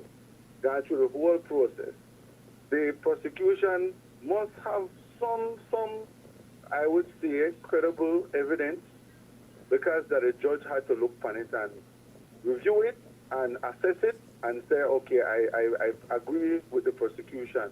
Then I have the witness there where they come and talk and say, okay, this is what they say, well, I believe one person, and in fact, the person who passed away, the first female passed away, actually give one statement so that accuse the police. Now, the prosecution not just want to pick up and arrest anybody because they want to do that, or I should say prosecute anybody because they just want to prosecute somebody for it. They must got some level of evidence, maybe strong for a week, and they got it, and then sometimes it's strong. When it's strong, it is obvious to me that say what people need for what people in our country need for when it comes to that sensational case. Go in at the courtroom and sit down and listen to arguments from the defense and the prosecution. So then they want to know more, because when things get reported on Facebook and just from the media, then you only got what the media says. But they're not all cases that open in the way you go in and sit down and listen. Some in close, but then the court that was public place, so the judge would have said, okay, then they could sit down and listen to the case because it's an our in-camera case. So that we need to start, so that we know exactly what the court say and what the defendant say and what the prosecution say. Okay. Because I don't think that they're the wrong person in the convict. That was my view. Okay. Because they got through the whole process. But again, who knows? Maybe they don't, as it said or not. Okay. Yeah. Thank you, caller. Okay. Bye. Bye. I don't think we are making a declaration one way or the other. Well, for correction, we do have a court reporter who sits and Yeah. listens to these cases and gives us a rundown Yeah. in terms of testimonies and all of that happens. And for the in record, we court. are not making any declaration whether the courts is right or wrong, whether the declarations are right or wrong. That's not what we're discussing. Exactly. I think what I mean, outside of what the good attorney who called in and said, I was saying that in terms of my logic, as I looked at the case, and like you said, the case has been finished. We didn't discuss much of it because we try to respect the case as it's going on, but we certainly can talk a little bit about it after when it's finished, and this is why we are allowed that sort of privilege to be able to discuss it. Good day, caller. Good morning. Yes, good morning. Morning. Listening to your conversation, Sure. I could assume it was an attorney that called the police second person. Yes. I have a question for him. That was Dickie Bradley. Okay. So he says if it's not Mr. Nass, there is a serious murderer out there. But if they hold on to that person and they give the job to him to sit on that case, I wonder if he can sit on the case. If the guy is there, there's a serious murderer out there. Right? And he definitely would want to sit on the case to win the case. Right? So you have to watch your job. Well, he's a defense attorney generally. That's what I know he normally does, no? Yeah. because no attorney plead no case and they want to tell you that the person doing. They always want to get the person out of the problem that they could get in case. So, when it's not one way, it's the other way. Thank you. All right. Yeah. Well, the general perception. Money talks, Troy. Money talks. Well, the general perception is that there's some attorneys that apply a level of moral to this. If they sense the client is guilty, some attorneys would not take the case because it's saying, I will not want to defend somebody that I feel very strongly may have been the person who committed this crime. Also, if you can't pay the attorney, not take your case either. It starts there. Come here, pay your bills.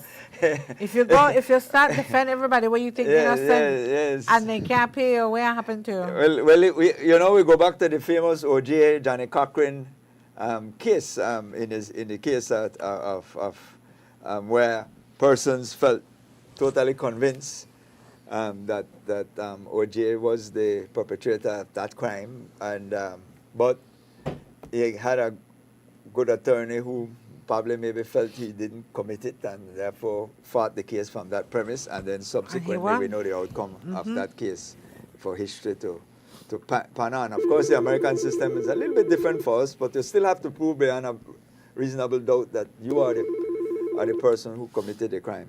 Good day, caller. Good morning. Morning. I need to talk to somebody from the talk show this morning. I called the number, but I know they get through. You're on the air. Go ahead. You have to listen to us through the phone, because you have on your TV or radio in the background, and that is causing a confusion. So what happened? You have one illegal logging where they go on Palomana Road, and we report this thing to forestry over and over.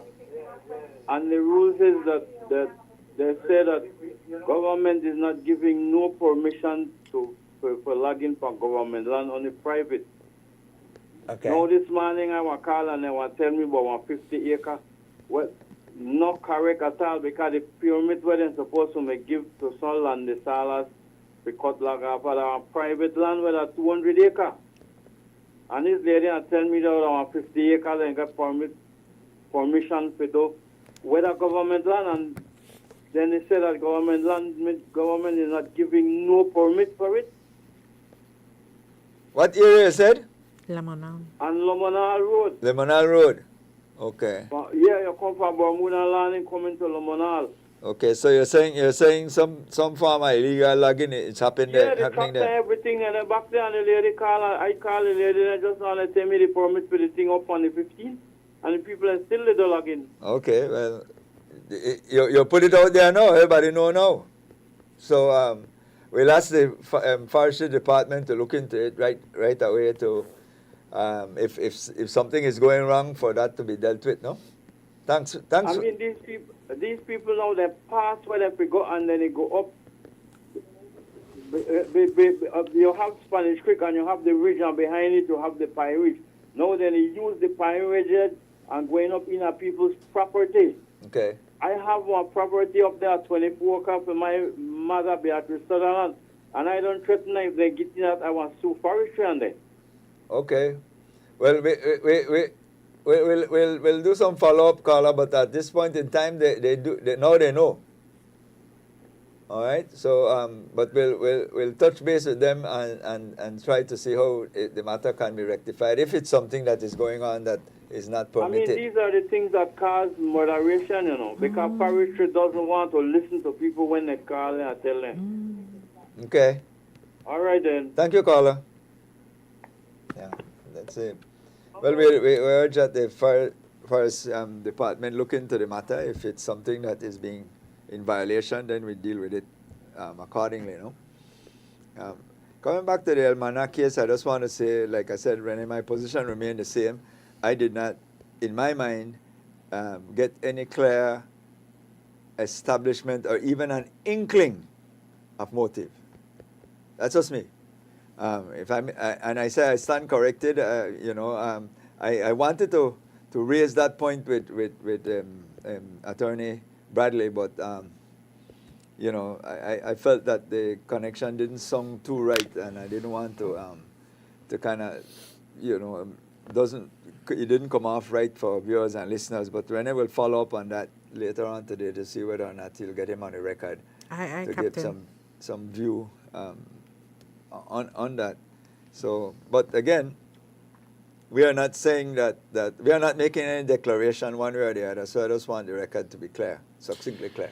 So apparently they had this man, right? Which will bring us back to another issue that we've spoken about before. There was this man who apparently approached a 10-year-old child yesterday in Lake Independence area, back at St. Martin's, as they would say. Yeah. Grabbed this 10-year-old and kissed her. Yeah, I saw that report. And apparently there was vigilante Anti-justice meted out on him. And so the neighbors and the residents then come together and they beat her and they give her a proper beating. I don't condone violence, but in this case, all right, You fine. think you deserve it, no? What possessed you for just walk up to a 10-year-old girl where they send a shop and just grab the girl and kiss her? And I proud of the girl for going home, going run, going tell. You go home and you tell. You understand? And I will urge this. I don't want the conversation to be switched to why didn't they send out to a 10-year-old a shop. Because that's how we are That's how we are switch it. Yeah, we if are we switch it deflect wrong. We and, are forget that there was some sort of activity or alleged crime that has occurred, and we want to switch it and start to get into a moral discussion. So please, at the urge, focus. If it is that there is an alleged criminal activity that occurred, let's focus on that. Let's focus on the perpetrator who is alleged to have committed the crime and let that process flow that way. And then we'll go talk about all of the register for all of the sex convicted persons and pedophiles, and so we could talk about that. But don't get sidetracked into a moral discussion of why a 10-year-old shouldn't be sent to shop. We live in an environment where that happens every time. That's what we used to. We grew up like that. So it goes back to the discussion that you and I have had on numerous occasions on how we don't have facilities to put these people in. We allow these people to roam the streets of Belize, and everybody becomes their prey. Yeah. Everybody becomes potential victims, including a 10-year-old. Exactly. You understand? Exactly. Love, good morning. Good morning. Morning. Yes, I recall concerning the conversation we started this morning. Yes, sir. Which one? I recall hearing Rene talk about the situation where it's going with the government right now. Okay. I don't want to wake up a political affiliation, but I don't think that's supposed to have nothing to do with the fact and matters. He also wants something like trying to bring Rene and our situation to say, well, she the most opposition, the way how she they talk about against the situation and try you as defending 100% where I don't have nothing wrong with that. But the truth of the matter, I think, and then we're going to our next conversation concerning the municipal election where these things could have one effect somewhere or the other or one non-effect. And the non-effect could be according to how I may understand that with the mayoral election, then longer the people already set because of the representative where they have to back them up. I want to make this up. I want to bring up about a situation concerning when Said Musa was the prime minister. The first time in this country, I might be wrong. You may have one minister where I'm the Minister of Finance, other than the Prime Minister himself, not the person of Ralph Fonseca. Said Musa made a statement to say that the trust he has in the Honorable Ralph Fonseca, nobody will get that away from him. Probably whether because anything to do with finance where he might be concealed where Said Musa may know about, I don't want to go so far as that. But the statement where he finally used that these things will fly over like one leaf breeze and the Belizean people will be forgiven. All these things happen when election day far off, all kind of things happen. But when election day close, Now a matter where everybody try to get a tight grip and try to be as saintist as there is.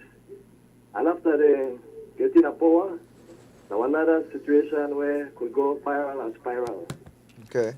So my situation, my concern is I'd say I'm there with Renee 100%. And first I of all, withdraw. to say that I just say all of this as well. Member of the PUP party. As a matter of fact, I was street captain.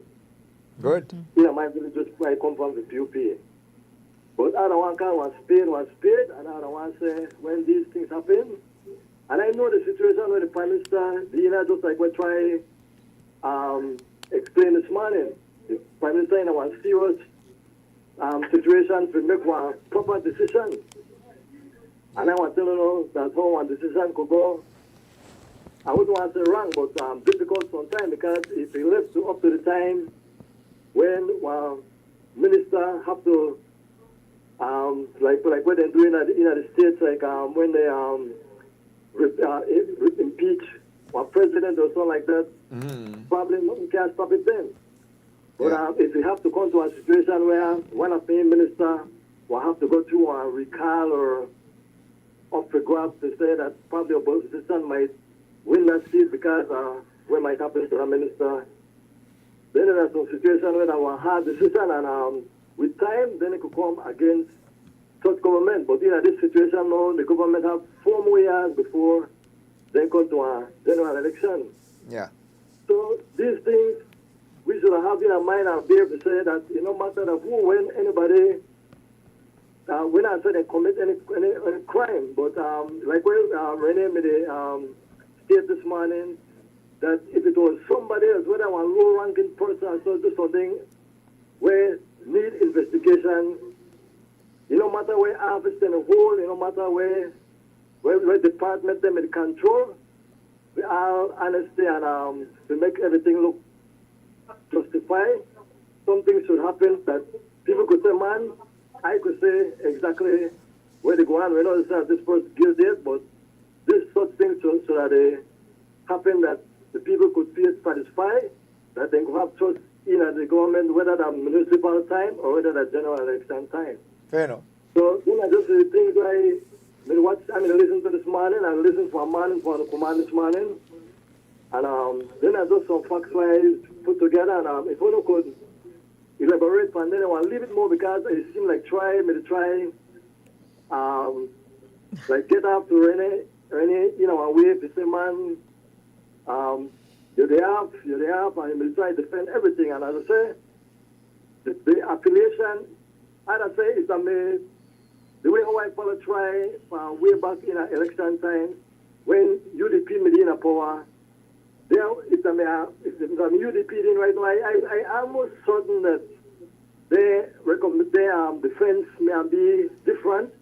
But that's what I said. Me go call one spade, and if this is what should have happened, that this minister should have hold into account. Why until then, that's my concept about this whole situation this morning. So Thank you. Thanks. Yeah. Thank you. And I could certainly we have to go to break quickly. Equate to what the caller is saying in terms of taking this look from a sober standpoint, and I think that the position has always been, and I think the caller kind of gone around and repeat some of the same things that we've been saying that normally you need to try and do, because we did talk about how impactful this thing can be on your municipal, whether or not national issues could bleed into the municipal issues and all of that, and to say that we're far away from an election is not totally true. We're far away from a general election, but municipal elections are around the corner. More than likely the opposition would use that as their platform, but I wouldn't say much more. We got to take a break, Troy. It's 28 minutes We have guests when we come back. to 27 minutes to 9, so we take a quick break and come right back.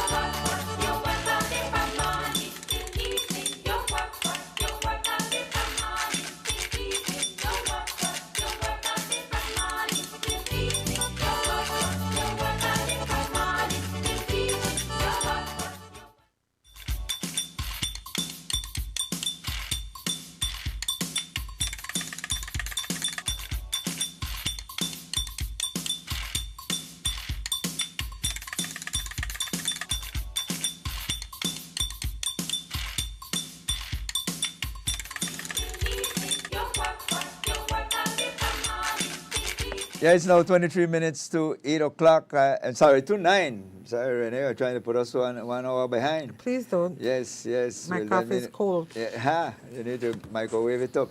Nope. And certainly, Let's go. we, as we promised, we have guests in studios. Mm-hmm. And we do have with us the Director of Medical Services at Carl Hushner Memorial Hospital, Dr. Yvonne Swan. Oh, Wyon Swan. Okay, okay. And we do have also Dr. Greg Arana, who is a surgeon, Surgical Outreach for Americas, SOFA. Yes. And you're part of the Belize Mission and Miramar Sister City relationship, and you're the healthcare representative. That's correct.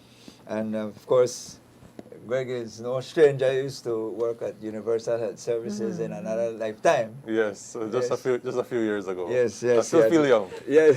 Unfortunately, we're very limited with time, and you come with a lot of information, and so we Yes. want to get right down to that. If we could just start in terms of what has you in Belize currently. Yes, I'm here because we did the first laparoscopic surgery at Western Regional in Belompan last week. We did one on Thursday and one on Friday. And my work with SOFA led to this because they donated the laparoscopic towers, 3 towers. 1 tower slated for Western Regional in Belompan, 1 tower is slated to go to Southern Regional. The 3rd tower has finally been delivered to KHMH. Okay.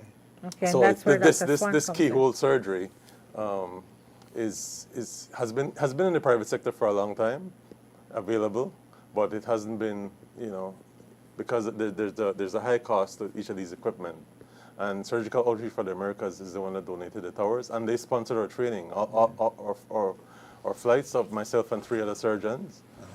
Everything is being sponsored by SOFA, as well as the equipment that they donated to get this. So it's a historic event, and we did get some coverage in the government press office, but I don't think it was much coverage nationally. Okay. So along with that equipment came training Yes. for future uses, correct? At Yes, these yeah, facilities. that's why we that were here this past week. We did training of the surgeons at Western Regional, and some of the surgeons came up from Southern Regional to participate in the training as well. Okay. Explain to Yeah. us what is the laparoscopic surgery system. Right. We used to cut open everything. Yeah. In Belize, In we terms of still do. surgery. Yeah, Dr. Rosas told me that 40 gallbladders a month at Western Regional, but they have to do a large cut, and everything is open. So the patient takes longer to recover. There's more time and expense on the system to have to stay in hospital multiple days. Both of these surgeries laparoscopically, we use long instruments and cameras and scopes to go through small incisions, and both of the patients that we operated on were able to go home the same day.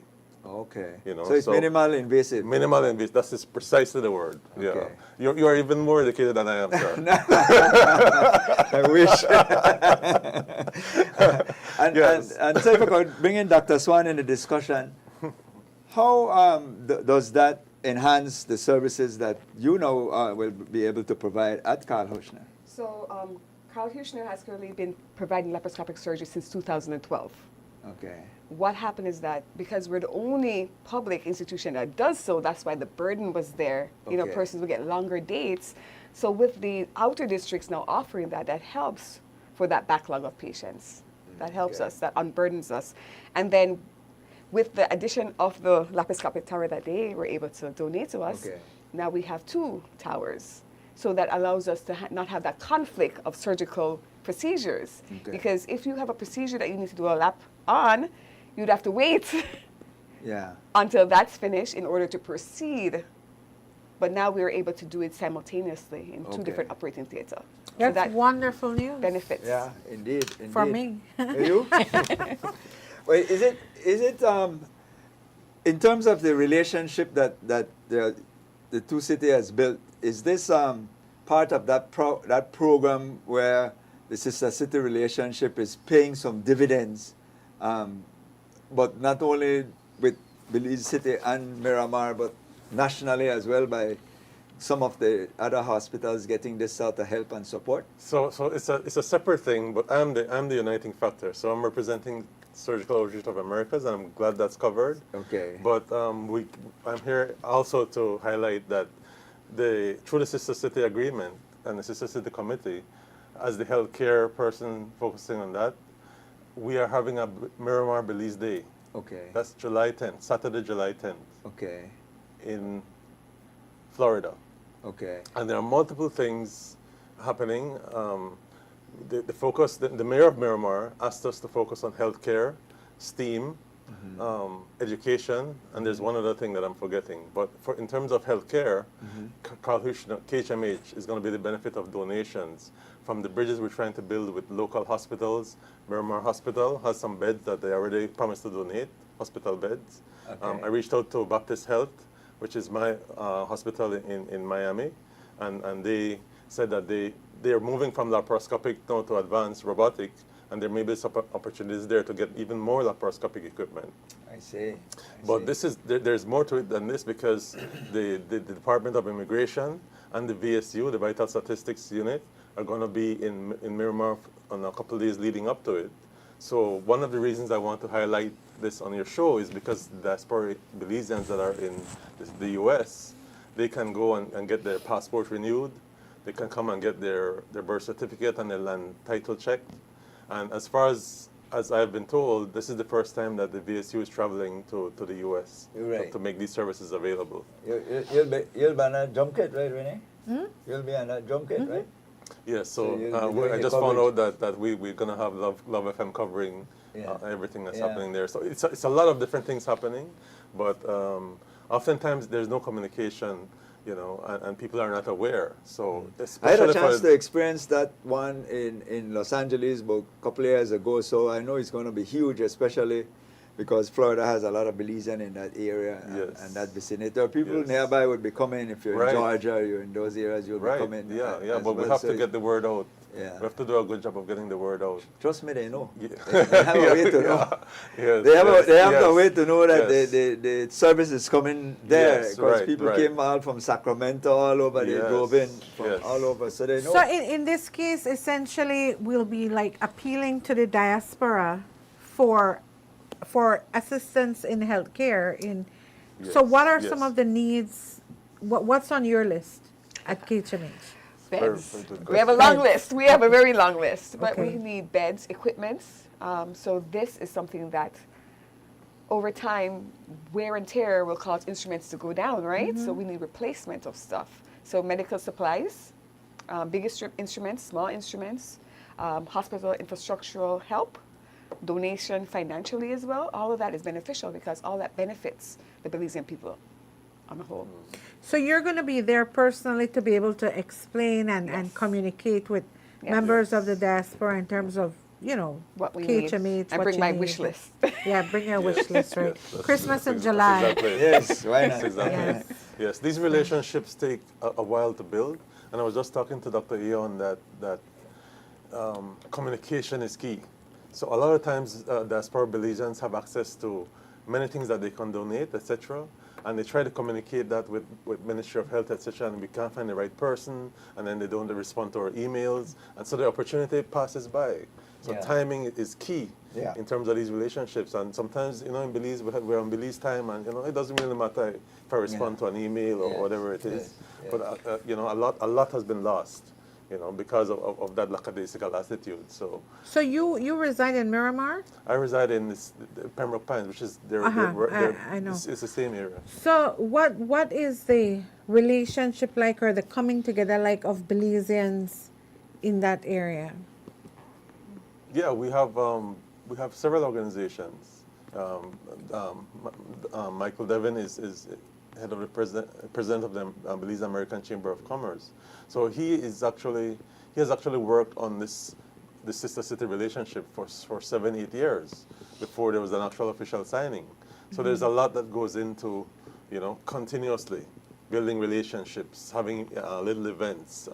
The Belize Association of South Florida, also brings Belizeans together, cultural events, etc., raises funds, helps in Belize.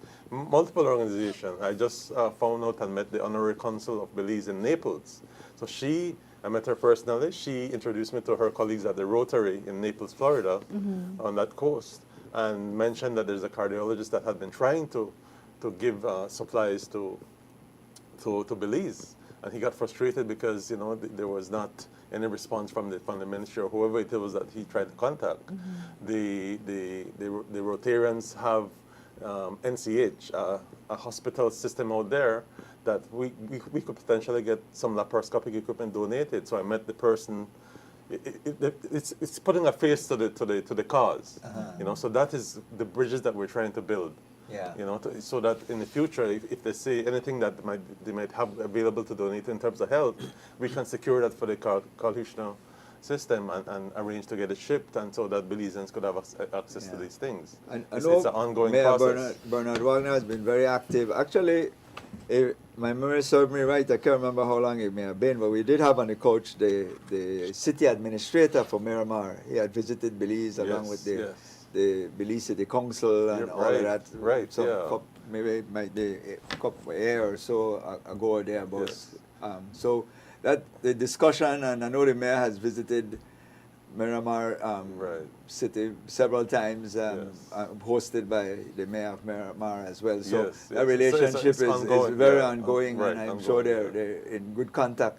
Yes.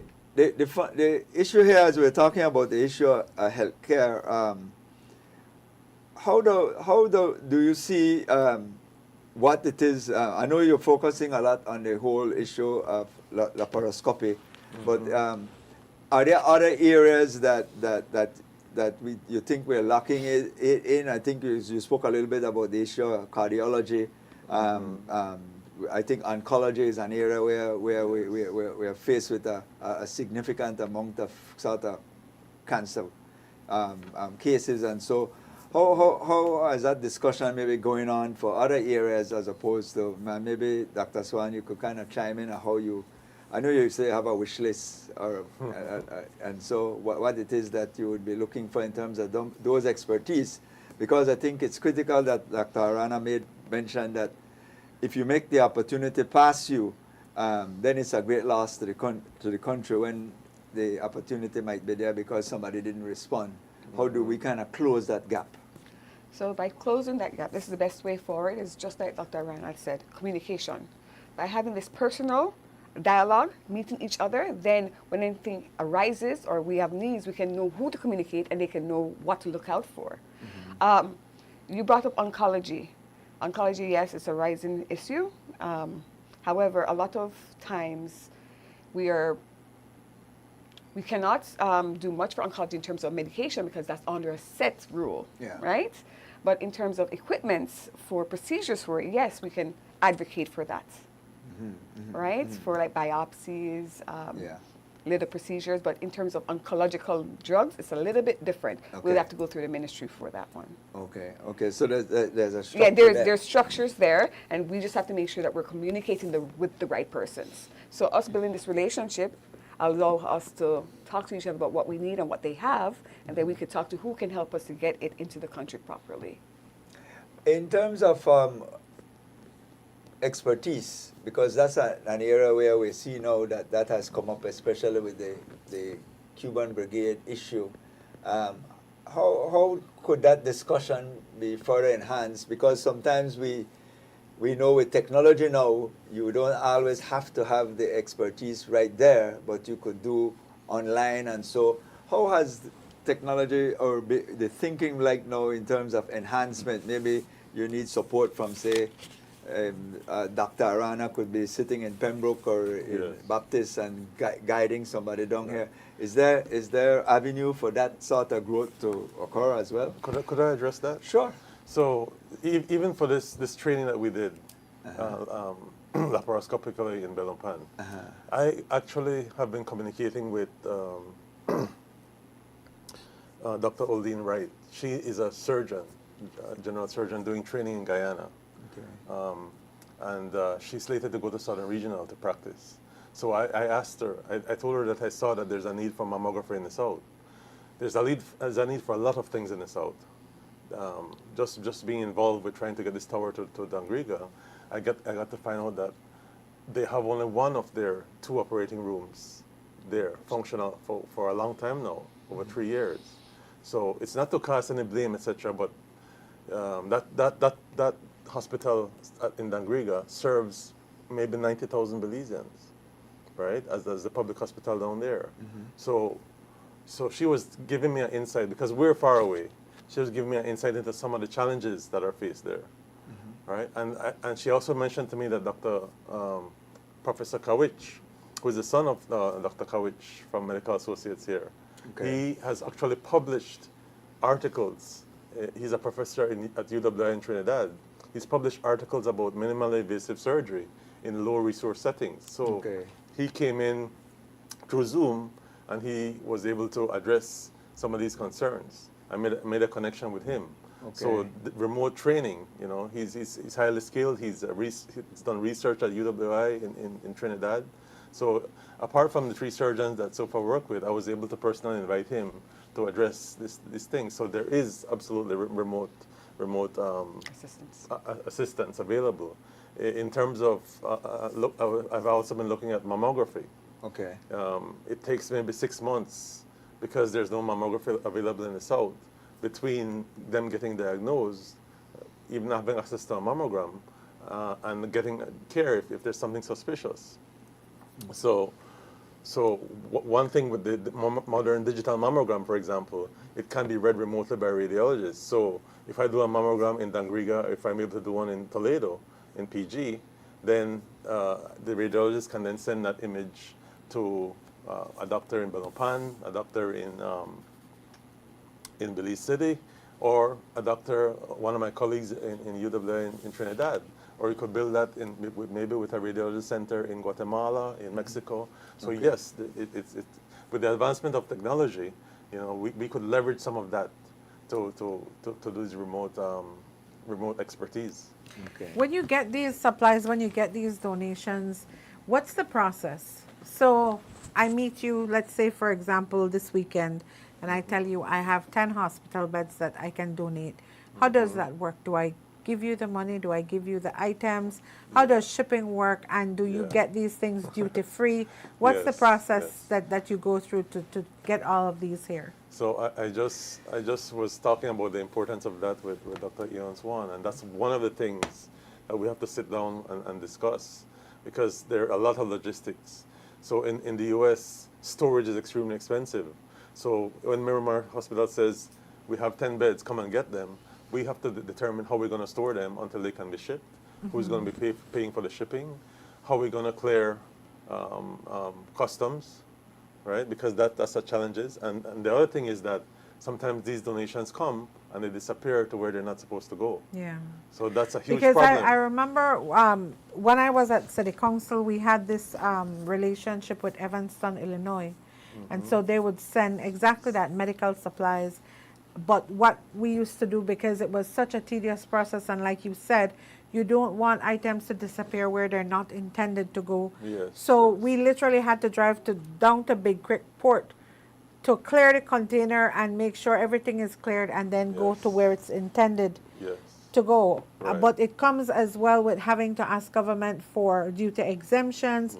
It comes with inspection from customs. There's a lot of you know, fine details that you have to go through to get it here. That's why I asked you, how is that process going to work for you, if that has improved in any way? No, it's a similar thing, yes. Okay. Similar. I would have thought, you know, from a it would have CEO, eased a bit. No. I found from a CEO that Carl Hirschner is able to directly take care of the financial clearance. So when you're far away, we don't know the details of this process, and we understand why that, you know, we can get frustrated, because we do understand how things work here with all these things. This is a part of the frustration. So it's critical to have experts, you know, on the ground here that can take over that part. You know, they know what to expect. They know how to clear it with customs, etc. That whole process. And that's why I think that Dr. Swan had emphasized that the face-to-face contact now a point of reference. Certainly become important, because if I'm sending it to, say, Carl Hirschner, then basically it's to say, well, Carl Hirschner, you handle the domestic side. So once it comes off the ship, that it's your baby now, you will be able to then take it from there, and you do all the legwork, because oftentimes you end up with that burden as well. Both getting it on the international side, and then you have to come domestically and try to Right. disseminate it as well. So that I Yes, think that's yes. where Yes, it's a little it bit can heavy. can be quite challenging. And the donors, like for example with SOFA that I work with, it is critical to have accountability. You know, they have a plan and a vision for what they would like to accomplish. For example, SOFA wants to help the South. You know, their focus is in PG and Toledo, and we find that they're concerned because they share this information with I did some coverage in Mandala, and at an international surgical conference, they shared information about what they're doing, and they showed the thing in Mandala. So now I come and I see the things that they had promised were not done, and I'm asking what happened? Why has this tower not gone to Southern Regional? And then I get to find out that there's a backstory and that wasn't communicated clearly. And so Peggy told me that Greg, you're responsible for certain things, and I have to report back to her that it wasn't really done yet because so and so and so and so. But this was not communicated to me after months of discussion. So it's a real challenge. And that's unfortunate because it dissuades people from wanting to from further donations. Both our local Belize and other organizations, they have to have that accountability intact. Yeah, indeed. And so this is the first step. I met Dr. Swan personally for the first time this morning. Oh, there you go. go. So now you could put a face to the name and vice versa. Exactly. And so I know who to reel up with. Correct. He go find me. yes, but that's important. No, it's because because we are talking about relationship. Yes, the whole thing is a city relationship. The whole thing is building relationships that you can trust. That the efforts we're making, actually get to benefit the people it's supposed to benefit.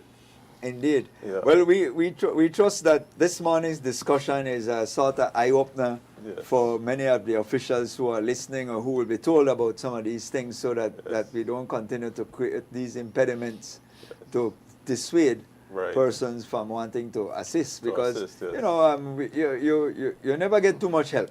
Yes.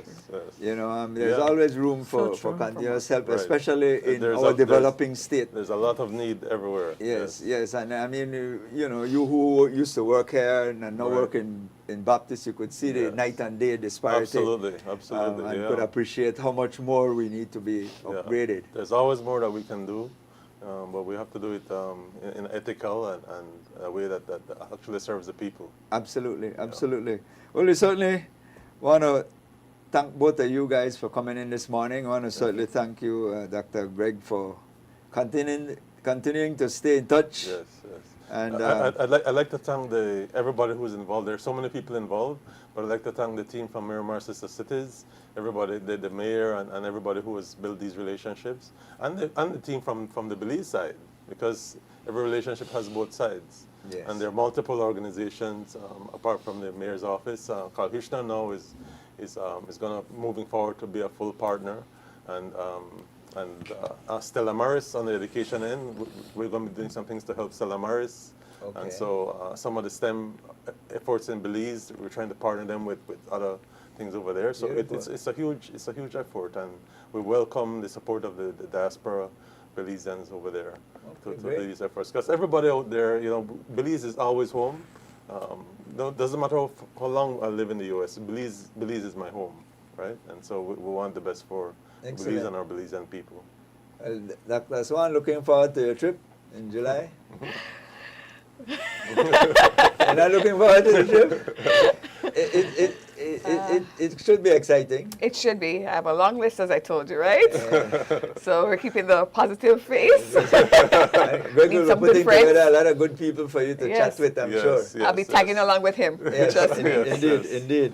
Well, certainly, again, thank you both for coming in this morning, and certainly thanks for continuing to try to help, especially the South, as well, and that certainly will enhance things. And we can't sort of overlook or downplay how significant those help do go. They do go a long way, especially you're talking about the issue of laparoscopy, which is a technology now, especially for some of these elective surgeries are going to be more, prevalent. Yes. Right. And gallbladder is one of those things that we talk Yes, about all the yes. time that is so you know, Yeah. kind of almost what they call it a run of the mill. Yeah, very common. Very yeah, common. yeah. condition, So why keep people in a hospital longer than they should and drive up expenses when you could use the technology to Yeah. enhance their well-being as well as cut costs. Yes. Yes, there is upfront investment. There's a cost to everything, you know. So it costs for us to train. It costs for us to have the equipment, even though it was donated, but the long term, having these things available, it helps save the health system. You know, every time you don't have to have a patient in a bed, I mean that saves the daily cost of all your staffing needed to recover the patient and things like that. Very true. So we're moving towards ambulatory surgery. Yeah. And I do a lot of that where a patient comes in for sometimes a major surgery and still goes home the same day. Yeah. You know, once we're able to do these procedures safely. True. Somebody who run a hospital, I know. Yes, yes. Yes, indeed. Well, so I want to thank you both, Dr. Eon Swan and Dr. Greg Arana as well, and we look forward to hearing more. Right. And you. Renee will certainly keep us updated about that visit there in July. In July, Yes. Thank you guys. Well, Renee, that brings us to the end of our show today. So I just want to quickly say thank you to Richard Herbert for doubling up as our assistant producer this morning, as well as our announcer on Love FM doing a good job as usual. I want to thank our producer, Manuela Ayuso, as well as Andrew Jones for streaming, and our master control operator, William Usher. We certainly want to thank you, Renee, for joining us this morning as well. All our callers and our persons behind the scene, all those behind the scene who made this show possible. We certainly want to thank you. Certainly want to thank our guests this morning, both Dr. Greg and Dr. Eon Swan as well. I like that name, Eon. Eon. Yes. Wyon. Wyon. Yeah, Wyon. No, I like it because you spell it Yvonne, but it's Wyon. It's YY. Why? Because they put it Y. See? Oh, Wyon. that's why we said Yeah, the Yvonne. producer spelled it wrong. The producer spelled it wrong. My They have to apologies. go back and I take back my thank you. Wyon, correct? Wyon. Just joking. And, Wyon Swan, okay. Yes, very unusual. Yes, Very. indeed. So, and all our viewers throughout the length and breadth of this, be a beautiful jewel of ours. Those of you streaming as well in the diaspora, we thank you. And as usual, we always say, come back again tomorrow where we'll do this all over again just for you. We know you have choices where you get your information, get your entertainment from as well. Some people do find these discussions entertaining. And certainly glad that you choose love. And whenever you choose love, and because you choose love, we always say, Belize and beyond. Thanks for choosing love. Have a great week. Bye-bye. Good morning, Belize, and good morning. I say good morning, Belize, and good morning. And how are you this morning?